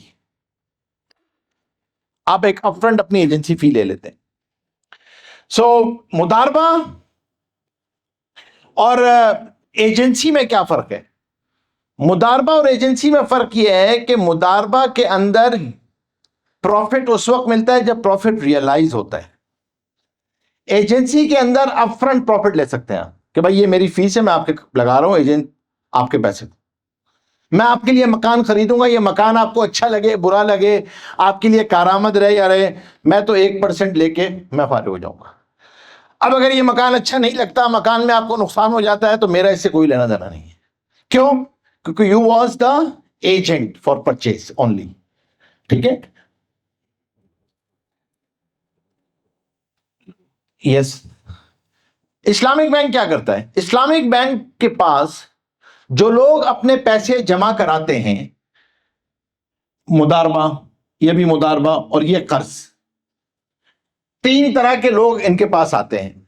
2 मुदारबा की बुनियादों पे आते हैं, और मुदारबा 2 इसलिए कि कुछ ये कहते हैं कि हम 3 महीने के लिए रख रहे हैं, 6 महीने के लिए रख रहे हैं, और कुछ कहते हैं कि हो सकता है कल परसों निकाल लें, लेकिन है मुदारबा। और एक आता है कर्ज, करंट अकाउंट, कर्ज की बेसिस पे होता है। अब जो डिपॉजिट आता है, ये डिपॉजिट आगे बैंक अपने भी कुछ पैसे इसके अंदर मिलाता है और फिर बैंक इसको इन्वेस्ट करता है आगे। अब जब इनके पास लोग आते हैं कि हमें गाड़ी चाहिए, हमें मकान चाहिए, हमें रॉ मटेरियल चाहिए, तो बैंक इन पैसों से खरीद के इसको आगे दे देता है, और इनको जब आगे देता है तो इनके साथ, क्योंकि ये डीएम है, इजारा है, मुराबा है, ये फिक्स करता है। जो प्रॉफिट आता है वो डिपॉजिटर के साथ शेयर करता है, जो शेयरिंग रेशो तय की होती है, 80-20, 70-30। आजकल फैसल बैंक की क्या चल रही है? 50-50 है, 50-50। आजकल जो रेशो है वो 50-50 है। डिपॉजिटर को 50% देते हैं और जो बैंक होता है वो 50% रखता है। शेयरिंग जो होती है यहां पे, प्रॉफिट शेयरिंग जो होती है वो ग्रॉस पे होती है, खर्चे निकाल के नहीं। यानी फैसल बैंक की ब्रांचों के खर्चा, फैसल बैंक के एम्प्लॉइज का खर्चा, ये सब फैसल बैंक अपने प्रॉफिट से देता है। यस, जाएगी। आपने बात की करंट अकाउंट की, हम दोनों पर्सपेक्ट से देख रहे हैं। एक तो ये कॉर्पोरेट लेवल पे और इंडिविजुअल बेसिस पे। अब हम यहाँ पे कर्ज दे रहे हैं, अगर हम करंट कर्ज ले रहे हैं, कर्ज ले रहे हैं, कर्ज ले रहे हैं, बैंक ले रहा है ना कर्ज, जी। ठीक है, हम दे रहे हैं इंडिविजुअल क्लाइंट है जो भी है, तो हम कर्ज दे रहे हैं, तो वो बैंक आगे जाके इन्वेस्टमेंट करता है, उसी पे ही प्रॉफिट दे रहे हैं, सही। ठीक है। अच्छा, पहली बात तो ये कि यहाँ पे जो कन्वेंशनल पे एक बात आती है अपॉर्चुनिटी कॉस्ट की, ठीक है, वो कन्वेंशनल साइड पे जो अपॉर्चुनिटी कॉस्ट है, इस्लामिक साइड पे उसका रोल क्या है। अगर हम इंडिविजुअल बेसिस पे जाएं, तो मैं अगर किसी को कर्ज दे रहा हूँ तो मेरी नीयत ये है कि किसी का भला हो रहा है, ठीक है, मैं उस पर कोई कॉस्ट नहीं ले रहा, और मैं सोच रहा हूँ कि ठीक, मुझे कॉस्ट नहीं चाहिए। बट यहाँ पे जो मैं बैंक को कर्ज दे रहा हूँ, वो आगे जाके उसी से फायदा ले रही है, ठीक है, तो क्या मेरा, लेकिन आप दे क्यों रहे हैं, आप दे क्यों रहे हैं?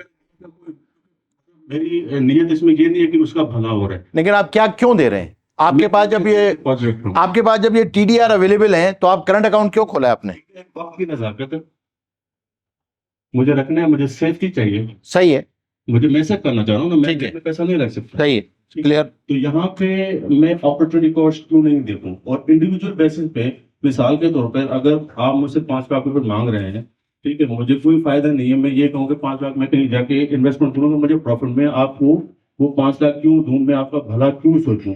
तो इसको इंकरेजमेंट करने के लिए इस्लाम में क्या है कि मैं बगैर किसी अपॉर्चुनिटी कॉस्ट के मैं आपको पैसे दूं। देखिए, आप आज करंट अकाउंट में, इस्लामिक बैंक में जो बंदा करंट अकाउंट रखवा रहा है अपने प्रॉफिट को छोड़ के, वो दो ही वजह से, या तो वो कारोबार करता है और उसको बहुत सारे चेक इशू करने हैं जो वहां पे, ठीक है, तो उसकी जरूरत है। दूसरी चीज ये है कि वो पैसा हिफाजत के लिए रखवाना चाहता है, लेकिन वो किसी वक्त भी निकलवा लेगा, वो नहीं चाहता कि मैं किसी टीडीआर के उसमें जाऊं, ठीक है। तो या तो उसकी बिजनेस की नेचर ऐसी है, और उस नेचर के साथ साथ सिक्योरिटी भी है, क्योंकि अगर वो अपने पास रखेगा तो मसला होगा। लेकिन इन दोनों वजूहात से बैंक के लिए तो नफा कमाना जायज है, क्योंकि बैंक ने तो कर्ज लिया है, उससे ट्रांजैक्शन ही कर्ज की है। कन्वेंशनल बैंक भी कर्ज ही लेता है, करंट अकाउंट की नेचर कन्वेंशनल बैंक की भी कर्ज है, बिकॉज दोनों के कॉन्ट्रैक्ट में डिमांड लायबिलिटी लिखा हुआ है। Demand liability is the salient feature of a कर्ज। फर्क यहां पर सिर्फ यह है कि यहां इस्लामिक बैंक कोई चीज उस पर अदा नहीं करता उसको। हम सिर्फ ये कहते हैं, वो क्यों इस बैंक, फैसल बैंक में आया, वो क्यों किसी कन्वेंशनल बैंक में, सूदी बैंक में नहीं गया? वो इसलिए नहीं गया कि भाई ये मैंने रखवाना तो करंट में ही है, क्योंकि जो सहूलियात मुझे अपनी चाहिए चेक्स की, क्योंकि मुझे कभी कभी फौरी पैसा चाहिए, वो मुझे करंट अकाउंट में मिलेगा। तो अब दो आदमी आपके पास कर्ज लेने के लिए आते हैं, कर्ज मांगने दो आदमी आते हैं। एक आदमी कहता है कि भाई आप कर्ज रखवा दें, आपका पैसा महफूज रहेगा, जब आपको चाहिए होगा एटीएम के थ्रू, चेक के थ्रू, जितना चाहिए हम आपको दे देंगे, ऑनलाइन चाहिए दे देंगे, और हम आपके पैसे को आगे हलाल कारोबार में लगाएंगे और हम नफा कमाएंगे। आपको वो बताता है। और दूसरा आदमी आपसे कहता है कि भाई आप मुझे दे दीजिए, आपका पैसा महफूज रहेगा, आपका पैसा जो है वो जब आपको चाहिए होगा आपको मिल जाएगा, और आपको इसी के साथ साथ जो है वो जब एटीएम, ऑनलाइन, जैसे भी होगा मिल जाएगा। हाँ, इस पैसे को हम आगे सूदी काम में लगाएंगे और हम उससे सूद कमाएंगे। तो आपके पास दो आदमी है, आप किसी एक को सिलेक्ट कर लें, दैट्स योर चॉइस, क्योंकि लीगली ये बिल्कुल क्लियर यहां पे लिखा हुआ है कि ये करंट अकाउंट है और नोबडी इज पुशिंग यू। आप अपने एतबार से सिलेक्ट कर लें। प्लेटर में 3 प्रोडक्ट्स रखी हुई हैं, आप उसमें से सिलेक्ट कर लें। सेलेक्ट करते हैं तो शरीर क्या कहते हैं? क्या कहते हैं? आपने बताया कि वो सूदी काम में आगे जाके इन्वेस्ट करेगा और आपके पास ये डिक्लेरेशन है, फिर भी अगर कोई वो चूज करता है तो उसके, तो इसलिए मुनासिब नहीं है ना, इसलिए कोई इसको पसंद नहीं करता कि आप उनको क्यों फैसिलिटेट कर रहे हैं। आप सूदी बैंक में भी करंट अकाउंट क्यों खुलवा रहे हैं? Because you are facilitating them ना। उसका मेरा सवाल इजारा को लेके था। जैसे आपने भी घर की मिसाल दी है कि आज अगर घर बेच रहे हैं और 3 साल की किस्तों पे बेच रहे हैं, तो आपने प्राइस उसकी फिक्स कर ली। तो इजारा में जब आप गाड़ी फाइनेंस कराते हैं कोई, उसकी भी प्राइस फिक्स कर देते हैं। बट ये जो काइबोर बेस्ड एनुअल, इसके ऊपर गाड़ी, सबसे पहली चीज ये है कि ये तय करो ये क्या है इजारे में। केवाईएस क्या है आपके और बैंक के दरमियान। प्रोडक्ट में कभी आगे मत बढ़ना, ये मैंने आपको बेसिक एसओपी दे दिया है, याद रखिएगा। ये आपको मिलेगा नहीं क्योंकि मैंने किताब अभी लिखी नहीं है, तो अभी आप लोग लिखेंगे तो काम आएगा आपको, वरना किताब में हो सकता है महंगा खरीदना पड़े आपको फिर। लेकिन ये उसूल याद रखना, आप आगे नहीं बढ़ने दूंगा मैं आपको जब तक केवाईएस नहीं बताएंगे। आप मुझे बताएं क्या है रेंटल। तो आपने जब घर किसी से कभी किराए पे लिया है, तो जब वो कहता है हर साल 10% बढ़ाऊंगा, तो क्या कहता है? क्योंकि घर का वो मालिक है और वो किराया बढ़ा सकता है। तो यहां भी जब आपको गाड़ी किराए पे देता है तो वो आपसे कहता है कि मैं किराया हर 6 महीने बाद बढ़ाऊं। समझे? ये है बुनियादी चीज। सर यहाँ पे थोड़ा सा मुझे थोड़ा delete कर हाँ प्लीज। इस पर्सपेक्टिव में आपने जो करंट अकाउंट का पर्सपेक्टिव था उसमें तो ये क्लियर हो गया कि यहाँ पे हम एक कॉल से अपॉर्चुनिटी रख रहे हैं कि हमें सेफ्टी चाहिए और हमें इकोनॉमिक सिस्टम चलाना है। मैं इंडिविजुअल बेसिस पे जब बात करूँ तो इंडिविजुअल बेसिस पे न मुझे कोई अपॉर्चुनिटी है तो मैं किसी को कर्जा क्यों लूँ? आप क्या करेंगे? हिफाजत से रखना है आपको पैसा? नहीं, मैं इंडिविजुअल बेसिस पे मैं इंडिविजुअल की बात कर रहा हूं। आप पैसे घर में रखेंगे? नहीं, मैं सिर्फ ये बात कर रहा हूँ कि आप मुझसे आ रहे हैं कर्जा मांग रहे हैं, ठीक है, मैं उस पर कोई कॉस्ट नहीं रख रहा। हर चीज की कॉस्ट है ना सर, मैं आपको कॉस्ट नहीं रख रहा। मैं आपको सिर्फ 5 लाख दे रहा हूँ, आपको आप कहते हैं कि 6 महीने बाद में वापस करूंगा, मैं आपको क्यों दूं? तो इस्लाम यहाँ पे क्या इंकरेजमेंट दे रहा है? मैं क्यों दूं? क्योंकि आपसे कोई भी नहीं मांगता है, इंडिविजुअल को कोई भी करंट अकाउंट ओपनिंग के लिए नहीं कहता। करंट नहीं सर, मैं आप थोड़ा पर्सनल लाइफ पे लेके आऊंगा। मैं पर्सनल की ना, इनफरादी आदमी के पास जाके कोई सेल वाला करंट अकाउंट नहीं सेल कर सकता, इनफरादी आदमी। सर वो खाली कस्टमर लूज नहीं करता, वो 4 और लोगों को खराब करता है, दूसरे जो उसका वो खराब करेगा। वो बोलता है भाई ये साथ आप गए काम नहीं कीजिएगा इनके साथ, उस आदमी के साथ काम मत कीजिएगा। और ना आई नो आप हजरात के साथ ही हैं, आप लोगों के साथ ही हैं, पीपल हैं, वो इधर से उधर जाते हैं, कस्टमर उनके साथ मूव हो रहे होते हैं, वो नाफा यहाँ मुंतकिल हो जाएंगे तो वो यहाँ आ जाएंगे, वो उधर चले जाएंगे। Why? Because they believe on them.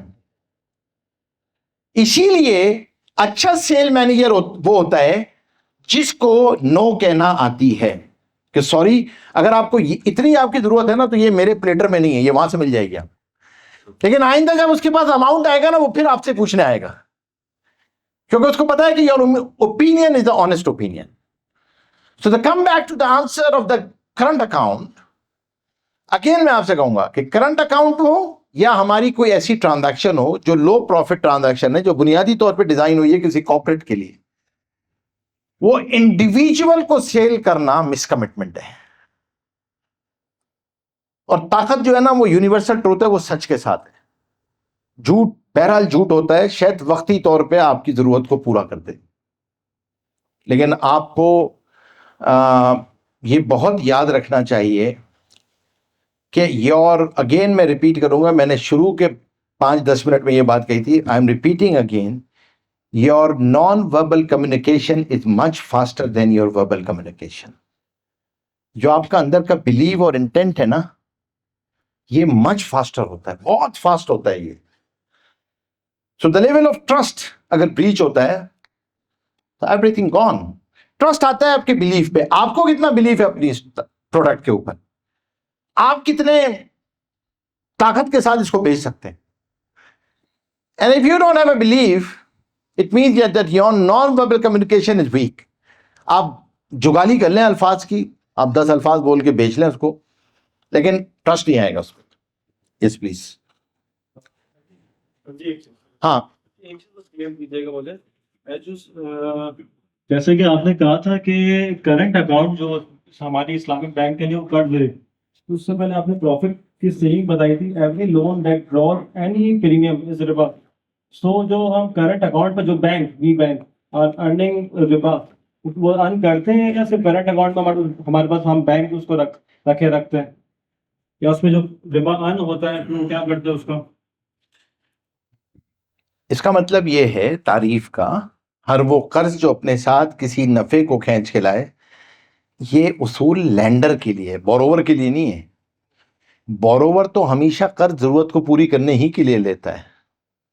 मैं आपसे कर्ज लूंगा तो अपनी जरूरत पूरी करके नफा कमाऊंगा, हो सकता है, ये मसला लेंडर के लिए है। सर यहाँ पे एक चीज आ जाती है, तो जो रखवा रहा है हम बैंक आप रखवा रहे हैं, आपको अगर मैं लौटाऊंगा मैंने वही 5 लाख तो फिर आपने 5 लाख पर सूद कमाएंगे। आपको पता होगा लास्ट 6-7 महीने पहले एफबीआर ने बैंक्स पे एक अलग टैक्स लगा दिया था इन्फ्लेटेड प्रॉफिट्स की वजह से, कि बहुत ज्यादा प्रॉफिट कमा लिया है तो इस पे 40% और टैक्स लगाए, आपको आइडिया होगा। तो ये तो फिर वो लग्जरी में आ गई ना। इसका मतलब ये है कि जो करंट अकाउंट एज बारोइंग की जा रही है तो वो लग्जरी में है। तो फिर ये इवन इवन आप मिजान बैंक को देख लें, मतलब ऑल बैंक्स पर इंक्लूडेड, कि जिनका एक्सपेक्टेशन से ज्यादा प्रॉफिट आया था और उन पर टैक्स लग दिया गया था। तो इस सेंस में क्या कहेंगे आप? ये तो फिर वो आपकी लग्जरी आ गई। आपको इतना बगैर, आपको जो बारोअर है आपको कोई कॉस्ट नहीं दे रहा, लेकिन आपके इतना ज्यादा प्रॉफिट कमा लिया है आपके करंट अकाउंट से, आपको उस पैसे से जिसका आप कुछ भी नहीं दे रहे। तो इस सेंस में क्या आपका? नहीं, आप क्या कहना चाह रहे हैं, सवाल क्या है इस पे? देखिए, सवाल यही है ना कि इन्होंने कहा है कि प्रॉफिट तो नहीं मिल रहा, लेकिन एक सर्टेन लेकिन एक जरूरत के हिसाब, आपने कहा कि जो कर्ज दिया जाता है वो जरूरत के हिसाब से दिया जाता है। मैं आपसे अगर कोई कर्ज ले रहा हूँ तो वो मेरी जरूरत पूरी करने के लिए, लेकिन उस चीज से मैं जाके अयाशी करूं तो उससे मैंने उसको कनेक्ट किया। देखिए, एक बात याद रखिएगा, उसूल बात याद रखिएगा कि आपकी जो प्राइसिंग है ना, प्राइसिंग और आप पे जो टैक्स है, ये गवर्नमेंट की जिम्मेदारी है। सवाल यह है कि कोई कर्ज लेकर क्या करता है, कर्ज लेकर क्या करता है, ये एक अलग मसला है। और कर्ज लेकर कोई आदमी सूद लेता है, कर्ज देकर, ये एक अलग मसला है। तो हम दो मसलों को मिक्स नहीं करें। पहले तो हम ये समझ लें कि कर्ज देकर उस पर नफा लेना ये सूद है, ये तो समझ में आ गया। जहां तक कर्ज लेने वाला जो कर्ज ले रहा है उसके लिए ये लेना जायज है या नहीं है, तो मैंने आपसे अर्ज कर दिया कि अगर उसकी जरूरत है देने वाले की तो वो जरूरतन दे, वरना नहीं है। हाँ, गवर्नमेंट को क्या करना चाहिए? गवर्नमेंट को यह करना चाहिए कि एसेट मैनेजमेंट फंड्स के अंदर भी और बैंक्स के अंदर भी वो अपनी कुछ डिक्लेरेशन लगाए कि इतना % प्रॉफिट आपको देना होगा परसेंटेज में। ये करना चाहिए, ये गवर्नमेंट को करना चाहिए। ये गवर्नमेंट को रिकमेंडेशन भी गई हुई है कि they should come in it, कि आपको आना चाहिए। क्योंकि पाकिस्तान की industry, financial market, asset management भी और बैंकिंग भी दुनिया के प्रॉफिटेबल इंडस्ट्रीज में से है। दुनिया में कहीं इतना प्रॉफिट नहीं होता कितना किसी एसेट मैनेजमेंट में इतना प्रॉफिट होता है जो कंपनीज कमाती हैं और जो इसमें। लेकिन हाँ, government can play their role, the government should play their role. लेकिन अगर गवर्नमेंट रोल प्ले नहीं करती तो ट्रांजैक्शन हराम नहीं हो जाएगी, ये सवाल है। उसूली बात ये ध्यान में रखिएगा। लोग समझते हैं कि अगर गवर्नमेंट रोल प्ले नहीं करेगी तो ट्रांजैक्शन हराम होगी। ट्रांजैक्शन हराम नहीं होगी। यानी अगर किसी आदमी के पास गाड़ी मौजूद है और कोई अपनी जरूरत के लिए दूसरी गाड़ी इजारे पे ले ले तो उसे हराम नहीं कहेंगे, अगर वो किराया दे सकता है, अगर वो किराया दे सकता है। हाँ, उस दूसरी गाड़ी को किराए के लेके उसने सूद पे कर्जा लिया और फिर उसका किराया अदा किया तो कहेंगे हराम है। क्यों जरूरत थी भाई, जब तुम्हारे पास एक गाड़ी थी। गवर्नमेंट तो ऑलरेडी टैक्सेस ले रही है। हाँ, वो पे ले रही है। गवर्नमेंट टैक्सेस लेती है ना, लेकिन आपकी परसेंटेज को डिसाइड नहीं किया ना उसने। मिसाल के तौर पे 50-50 है ना आज की तारीख में। हो सकता है गवर्नमेंट आगे जाके ये डिसाइड कर दे कि भाई आप 80-20 पे काम करेंगे, 80% डिपॉजिटर को देंगे, 20% अपने पास रखेंगे। आपने एम्प्लॉयज की तनख्वाहें कट करनी है, कट करें, जो भी करना है एक्सपेंसेस कट करें, डिपॉजिटर को इतना पैसा जाना चाहिए। गवर्नमेंट कर सकती है, government can play this role, ये गवर्नमेंट के पास है, हक है। जैसे प्राइसिंग है ना, पेट्रोल इतने का होगा, गैस इतने की होगी, इलेक्ट्रिसिटी इतने की होगी, गवर्नमेंट कंट्रोल करती है ना प्राइस को। तो इसी तरीके से मेरा भी हाँ जी, आमतौर पे लोगों के जो जहनों में होता है कि हमारे यहाँ जो प्रॉफिट्स हैं जो हम देते हैं फंड्स में और बैंक्स में, वो हमारे इंटरेस्ट रेट। आज स्टेट बैंक ने 22% का जो इंटरेस्ट रेट था वो उसको बहाल के रखा है। कल अगर यही इंटरेस्ट रेट्स 14% पे आ जाए तो हमारे जो हलाल फंड्स हैं, जिसको हम अपने यहाँ कहते हैं एसेट मैनेजमेंट कंपनीज में, तो वो उनके रेट भी उससे लिंक होंगे और उतने ही पे आ जाएंगे। आपका हर वो फंड जो किसी ऐसी प्रोडक्ट के साथ होगा जिस प्रोडक्ट की प्राइसिंग इंटरेस्ट रेट के साथ हुई भी होगी, वो नीचे आ जाएगा। और हर ऐसा फंड जिसकी लिंकेज जो है उन प्रोडक्ट्स के साथ नहीं होगी उसको ऊपर इफेक्ट नहीं आएगा। ये it might be possible, it depends. अगर आपने मिसाल के तौर पे सुकूक बेस्ड फंड है आपका, और सुकूक का जो रेंटल आ रहा है वो इंटरेस्ट बेस्ड रेंटल आ रहा है, काइबोर के साथ है वो रेंटल, तो अगर सुकूक अगर आपका रेंटल नीचे जाएगा तो जाहिर सी बात है प्रॉफिट आपका नीचे जाएगा। हो सकता है और नीचे चला जाए तो बिल्कुल नीचे चला जाएगा। ये हुआ है 2010 में, 2008 में आपको काफी सारा लॉस आ जाता है, आप नीचे जा सकते हैं क्योंकि रेंटल आपका नीचे चला जाएगा। सवाल ये प्राइसिंग जो है कोइंसिडेंटली मैच करती है क्योंकि इंटरेस्ट रेट की जो प्राइस है वही इसी के आगे पीछे सबकी प्राइस होती है। क्या बात? सुकूक का जो रेंटल है ना वो उससे डिसाइड, बेंचमार्क वो होता है रेंटल का। तो अगर एक महीने में रेंटल कम हो गया तो ऑटोमेटिकली इसका इंपैक्ट जो है वो उन तमाम पर आ जाएगा जो सुकूक होल्ड कर रहे होंगे, क्योंकि आपके पास तो सुकूक के रेंटल्स की इनकम आ रही है ना, वो रेंटल को बेंचमार्क करते हैं आप। और वो आप रेंटल को बेंचमार्क करते हैं तो ऑटोमेटिकली आपकी हिट कर जाएगा आपकी प्राइसिंग के ऊपर। हाँ, अगर आपने सिर्फ और सिर्फ जो है वो कैपिटल मार्केट में लगाया हुआ था और स्टॉक मार्केट में स्टॉक फंड था आपका, उसका इससे कोई ताल्लुक नहीं था, तो वो स्टॉक के साथ चलेगा, उसका इससे कोई ताल्लुक नहीं होगा, उस पर कोई हिट नहीं आएगी। ये वाइस वर्सा भी हो सकता है, बिल्कुल हो सकता है।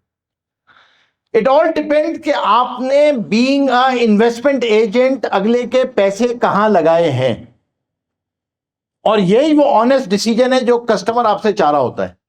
जैसे वो तो उस टाइम आप जब आप उसके तुम्हारा अकाउंट खोल रहे हैं तो आप उसकी केवाईसी करते हैं कि आया वो अगर एक बंदा रिटायर है डेफिनेटली मैं उसके पैसे स्टॉक में तो नहीं लगाऊंगा ना, ठीक है। दूसरी बात जो अभी आपने कही 2008 में जो बुक्स डीएफसी तो हिटें आई थी, उस टाइम आपने जो मार्केट से जो चीज ली हुई थी वो फिक्स उसके आपने बुक्स में 100 रुपीज का लिया हुआ था, और जब उससे एसईसी ने सर्कुलर निकाला तो आई तो मार्केट हुआ तो आप उसकी मार्केट के अंदर प्राइस क्या आ रही है।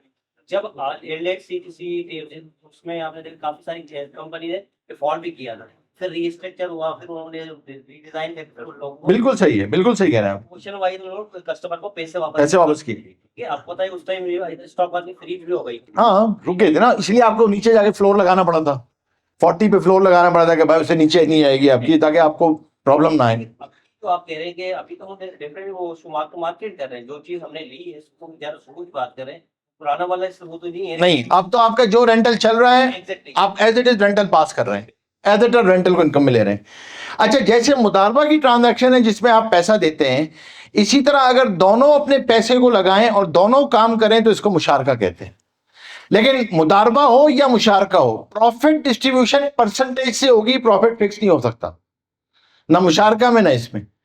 तो ये उसूली चीज है, ये एक प्रोडक्ट है। यस, अच्छा, यस कीजिएगा सवाल। हम जो नफा कमा रहे होते हैं, आप जब पैसा आपके पास डिपॉजिटर रखवाता है तो आप आगे पैसे बाज लोगों को चीजें मुराबाहा की बुनियाद पे भी देते हैं। मुराबा ये होती है कि आपसे कोई कस्टमर कोई चीज खरीदने के लिए आता है और वो कहता है कि भाई मुझे यान चाहिए, मुझे कपड़ा चाहिए, मुझे ऑयल चाहिए, तो आप ये कहता है, बैंक ये कहता है कि हम आपको खरीद कर दे देंगे। तो बैंक ऑयल को खरीदता है और ऑयल खरीद कर उसको उधार पर बेच देता है। तो to buy and sell to a third party after adding the profit goods must be physically transferred, इसको मुराबाहा कहते हैं बुनियादी तौर पे। कस्टमर आया आपके पास, कस्टमर ने कहा मुझे कपड़ा चाहिए, तो बैंक कपड़ा मार्केट से खरीदता है और मार्केट से खरीद के कस्टमर को उधार पे बेच देता है। तो बैंक सिंपल ट्रेडर है, एक सेलर है और उसको बेच देता है, उधार पर बेचता है, प्राइस फिक्स करता है और फिक्स प्राइस के साथ ही डेट ऑफ मैच्योरिटी भी फिक्स करता है। हाउसिंग और गाड़ियों के अंदर आमतौर पे डिमिनिशिंग मुशारका की प्रोडक्ट होती है, जिसमें कोई आदमी गाड़ी के लेने के लिए आए या मकान खरीदने के लिए आए तो बैंक एक को ओनरशिप क्रिएट करता है एसेट में, और फिर 80-20 70-30 की बुनियाद पे उस एसेट को जॉइंट परचेज करता है और अपने हिस्से को उसको किराए पे दे देता है, और फिर यूनिट वाइज वो बैंक का हिस्सा खरीदता रहता है, उसकी मिल्कियत बढ़ती रहती है।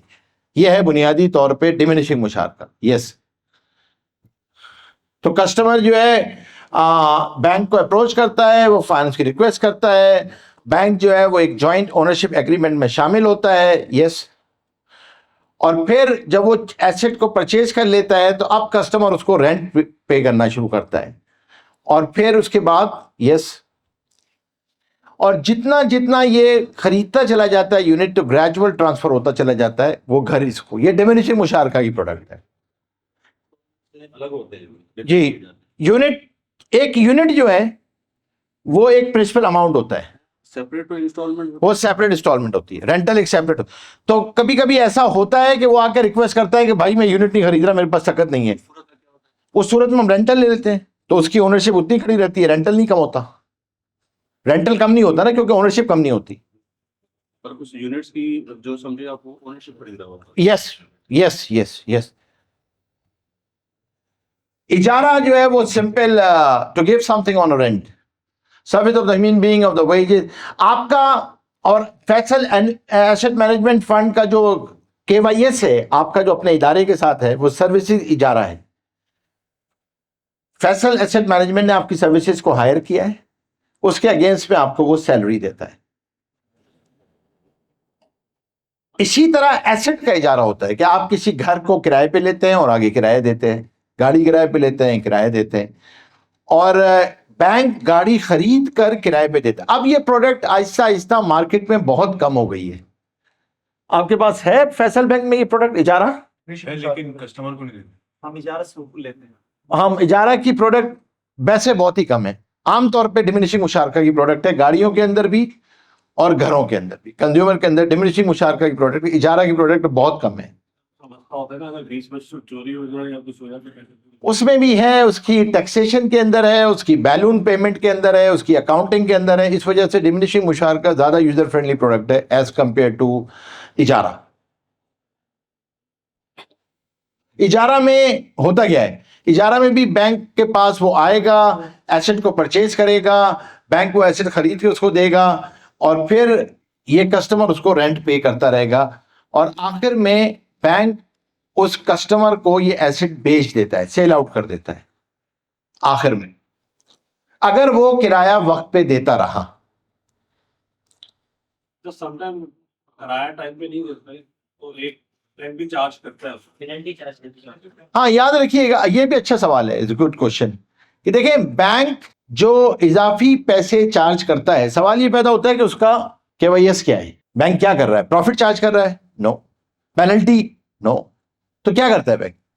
बैंक बुनियादी तौर पे ये कहता है कि जब आप इजारे में उसके साथ दाखिल होते हैं कॉन्ट्रैक्ट में, कि अगर आपने, या वो लेसी की तरफ से अंडरटेकिंग होती है, किराएदार ये कहता है कि अगर मैंने वक्त पर किराया अदा नहीं किया और बैंक ने मुझसे मुतालबा किया 2 शर्तें, तो फिर मैं इतने पैसे सदका दूंगा। लेकिन ये जो चैरिटी है ना, ये याद, एक उसूल याद रखिएगा, जिस दिन एसेट साइट का कस्टमर डिफॉल्ट करता है, इस्लामिक बैंक के डिपॉजिटर का नफे में नुकसान शुरू हो जाता है। जिस दिन डिफॉल्ट करेगा, 4 दिन का डिफॉल्ट हो, 10 दिन का डिफॉल्ट हो, 5 दिन का डिफॉल्ट हो, क्योंकि अगर वो चैरिटी डिमांड भी करेंगे तो चैरिटी में जाएगी, सदका है, क्योंकि ये तो सिर्फ और सिर्फ रिसीविंग, इसका जो केवाईएस है ना, बैंक रिसीविंग एजेंट है फॉर चैरिटी, ना ये इनकम है ना पेनल्टी है। इसलिए बहुत सारे बैंक ट्रिगर करते ही नहीं है कि भाई आपका प्रॉफिट तो आएगा नहीं। ज्यादा से ज्यादा इसकी ज्यादा स्ट्रिक्टनेस होती है कंज्यूमर के अंदर, क्योंकि कंज्यूमर बिहेवियर कॉर्पोरेट से बहुत डिफरेंट होता है, तो वहां पे इसकी सख्ती होती है। लेकिन अगर जेन्युइननेस पता चल जाए तो बहुत दफा शरिया कंप्लायंस डिपार्टमेंट मुतालबा ही नहीं करता चैरिटी का। खुदा ना खास्ता कोई एक्सीडेंट हो गया है, कोई प्रॉब्लम आ गई है, कोई इमरजेंसी आ गई है, तो वो मुतालबा नहीं करते। और चैरिटी देने का पाबंद उस वक्त है वो जब बैंक मुतालबा करे। बाकी ये बिजनेस में जबर तो है ना, अगर किसी वजह से मुझे लेकिन आप अगर वो नहीं करेगा तो आपके पास कंज्यूमर के केस में डिपॉजिटर का बहुत बड़ा नुकसान है, क्योंकि डिपॉजिटर ने आपको पैसे रिश्तेदारों में बांटने के लिए तो दिए नहीं है, उसका नफा कैसे आएगा? तो सिर्फ और सिर्फ एक हिंड्रेंस है। उसूली आसान हल जो गवर्नमेंट में है ना, जो हमने कन्वर्जन में भी आगे रखा हुआ है, वो है कि आप इसकी सीआईबी ब्लॉक कर दें, बजाय इसके, ताकि वो आगे किसी को नुकसान ना पहुंचाए। वरना यहां से लेके वो आगे किसी को नुकसान, अगर उसका ये बिहेवियर बन गया है डिफॉल्ट। यस, तो जो फर्क हमने पढ़ा है वो फर्क सिंपल ये है कि कन्वेंशनल बैंक में वो फंड्स को बोरो करता है और उस पर इंटरेस्ट देता है, यहां पे केवाईएस मुदारबा या मुशारका होता है। और कन्वेंशनल बैंक में जो आगे पैसे दे रहे होते हैं लोगों की जरूरतों को पूरा करने के लिए, वो भी सूद पे देते हैं। इस्लामिक बैंक आगे जो है वो ट्रेड बेस्ड गुड्स करता है, मुराबा करता है, डीएम करता है, वो ट्रांजैक्शंस कर रहा होता है। आगे चलिएगा सर। अगला फर्क जो है वो ये है कि Islamic bank entitles the deposit to be informed what the bank does their money। वो बताता है, आज फैसल बैंक की बैलेंस शीट उठाएं, मीजान की बैलेंस शीट उठाएं, तो वो आपको बताएगा उसने पैसे किस किस सेक्टर में लगाए और उस पे हमें किस किस प्रोडक्ट्स के थ्रू कितना प्रॉफिट आया है, तो वो आपको बताएंगे। और फिर इसी तरीके से जो इन्वेस्टमेंट की होती हैं उस इन्वेस्टमेंट का 50-50 जो है वो आपस में शेयर होल्डिंग होती है। यहां पर क्योंकि दोनों तरफ कर्ज है, कन्वेंशनल बैंक में पैसे लेते भी कर्ज की बुनियाद पे हैं और देते भी कर्ज की बुनियाद पे हैं, तो दोनों तरफ सूद है। क्योंकि कन्वेंशनल बैंक का उसूल है bank deals in documents, bank asset में डील नहीं करता, बैंक डॉक्यूमेंट्स में डील करता है। इस्लामिक बैंक एसेट में डील करता है, यानी अगर डिमिनिशिंग मुशारका होगा, इजारा होगा, तो ये एसेट आपकी बैलेंस शीट पे होगा। कन्वेंशनल बैंक की बैलेंस शीट पे एसेट नहीं होता कंज्यूमर का, कंज्यूमर का एसेट कंज्यूमर की बैलेंस शीट पे होता है। इस्लामिक बैंक में इजारा एसेट बैंक की बैलेंस शीट पे होगा, डिमिनिशिंग मुशारका एसेट बैंक की बैलेंस शीट पे होगा। इसी तरह जो डिपॉजिट होता है वो आम तौर पे वेटेजेस की बुनियाद पे डिसाइड होता है। इसके रेट्स 3-3 महीने बाद, महीने बाद चेंज हो रहे होते हैं। और वेटेजेस जो परसेंटेज चेंज होती है ये 27 तारीख को चेंज होती है, अगले महीने की। मिसाल के तौर पे मई की, और 27 अप्रैल को मई की ट्रांजैक्शन चेंज हो जाएगी। अगर आपने, क्योंकि अगर आप मई में बैंक के साथ रहना चाहते हैं या नहीं रहना चाहते हैं, तो ये 27 अप्रैल को डिसीजन आपने लेना होता है जी।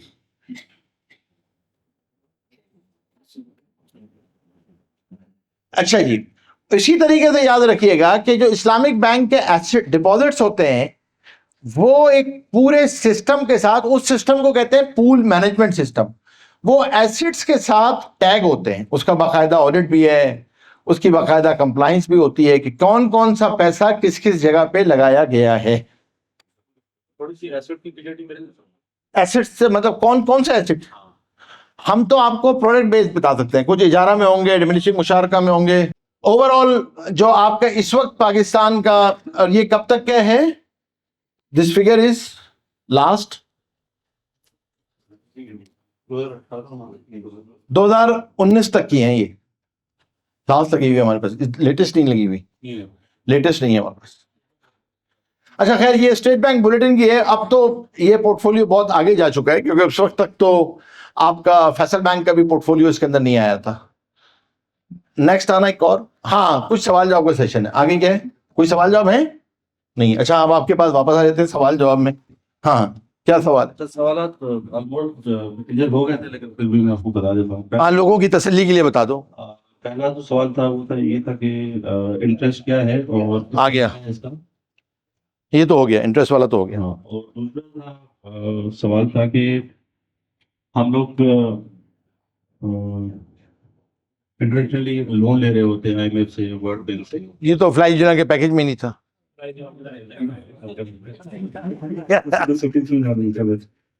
दूसरा था, एक सिंपल सवाल था कि हमारे जो फंड्स है उसमें कितना परसेंटेज इंटरेस्ट होता है। हाँ, ये भी फ्लाई योजना के पैकेज में नहीं था। चौथा सवाल था, is there any concept of banking in concept of banking in, ये तो हो गया, ये भी हो गया। और दूसरा सकूक क्या है? हाँ सुकूक क्या है, चलो ये बता देते हैं थोड़ा सा। देखो सुकूक क्या चीज है। सुकूक बुनियादी तौर पे ये प्लूरल है सक का, स्वाद और काफ, सक। सक कहते हैं रसीद को। बुनियादी तौर पे ये ट्रांजैक्शन है, ऑल्टरनेट है बॉन्ड्स का। होता यह है कि कुछ अफराद मिलकर अगर किसी की ज़रूरत है, हम ही समझते हैं रियासत हुकूमत को ही ले लेते हैं, हुकूमत की ज़रूरत है, या आप किसी कॉर्पोरेट को ले लें सिंपली कि कोई एंग्रो है, उसको अपना एक प्लांट लगाना है। अब वो क्या करते हैं कि लोगों से पैसे जमा करते हैं और लोग पैसे जमा करके एक पूल इन करते हैं और वो पूल जो है वो एसेट खरीद के एंग्रो को दे देता है इजारा में। एंग्रो अपना रेंट जो है वो उस पूल को देता है जिसके अंदर 100 अफराद हैं, और ये 100 अफराद अपनी अपनी रेशो के एतबार से एक रसीद बना लेते हैं। तो ये जो रसीद होगी उनकी प्रोरेटा बेस पे, इसको सुकूक कहेंगे, ये उनका सुकूक होगा। अब ये आगे जब बेचेंगे, मिसाल के तौर पे अली था, अब अली ने जो है वो आगे बेचा, एहतशाम ने बेचा। अब अगर वो आगे बेचेंगे तो जिसको बेचेंगे वो बुनियादी तौर पे प्रोरेटा ओनरशिप बेचेंगे, जैसे शेयर बेच रहा होता है।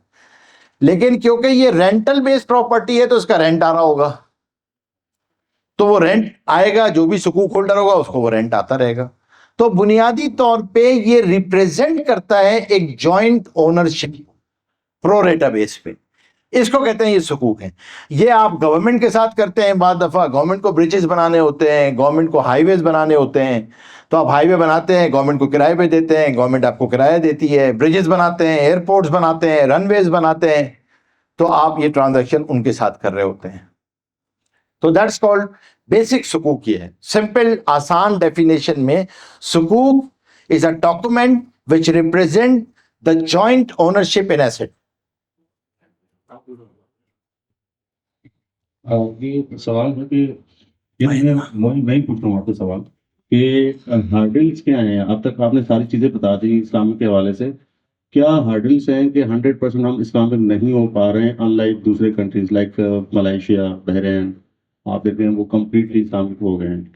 हमारे पास क्या हर्डल्स हैं जो हम फेस नहीं कर पा रहे हैं? ऑलमोस्ट 30-40 साल हो गए हैं कि हम 100% इस्लामिक नहीं हो पा रहे हैं। अपनी मेरे ख्याल से 15 से 20 से 25% हम इस्लामिक हो गए होंगे।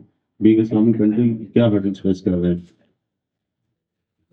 देखिए, इसमें जो एक बात तो ये है कि अभी तक 100% इस्लामिक तो ना मलेशिया है ना बहरीन है। मलेशिया हमसे ज़्यादा है, कोई तकरीबन 25-26 पे पहुंच गए, हम 20-21 पर हैं।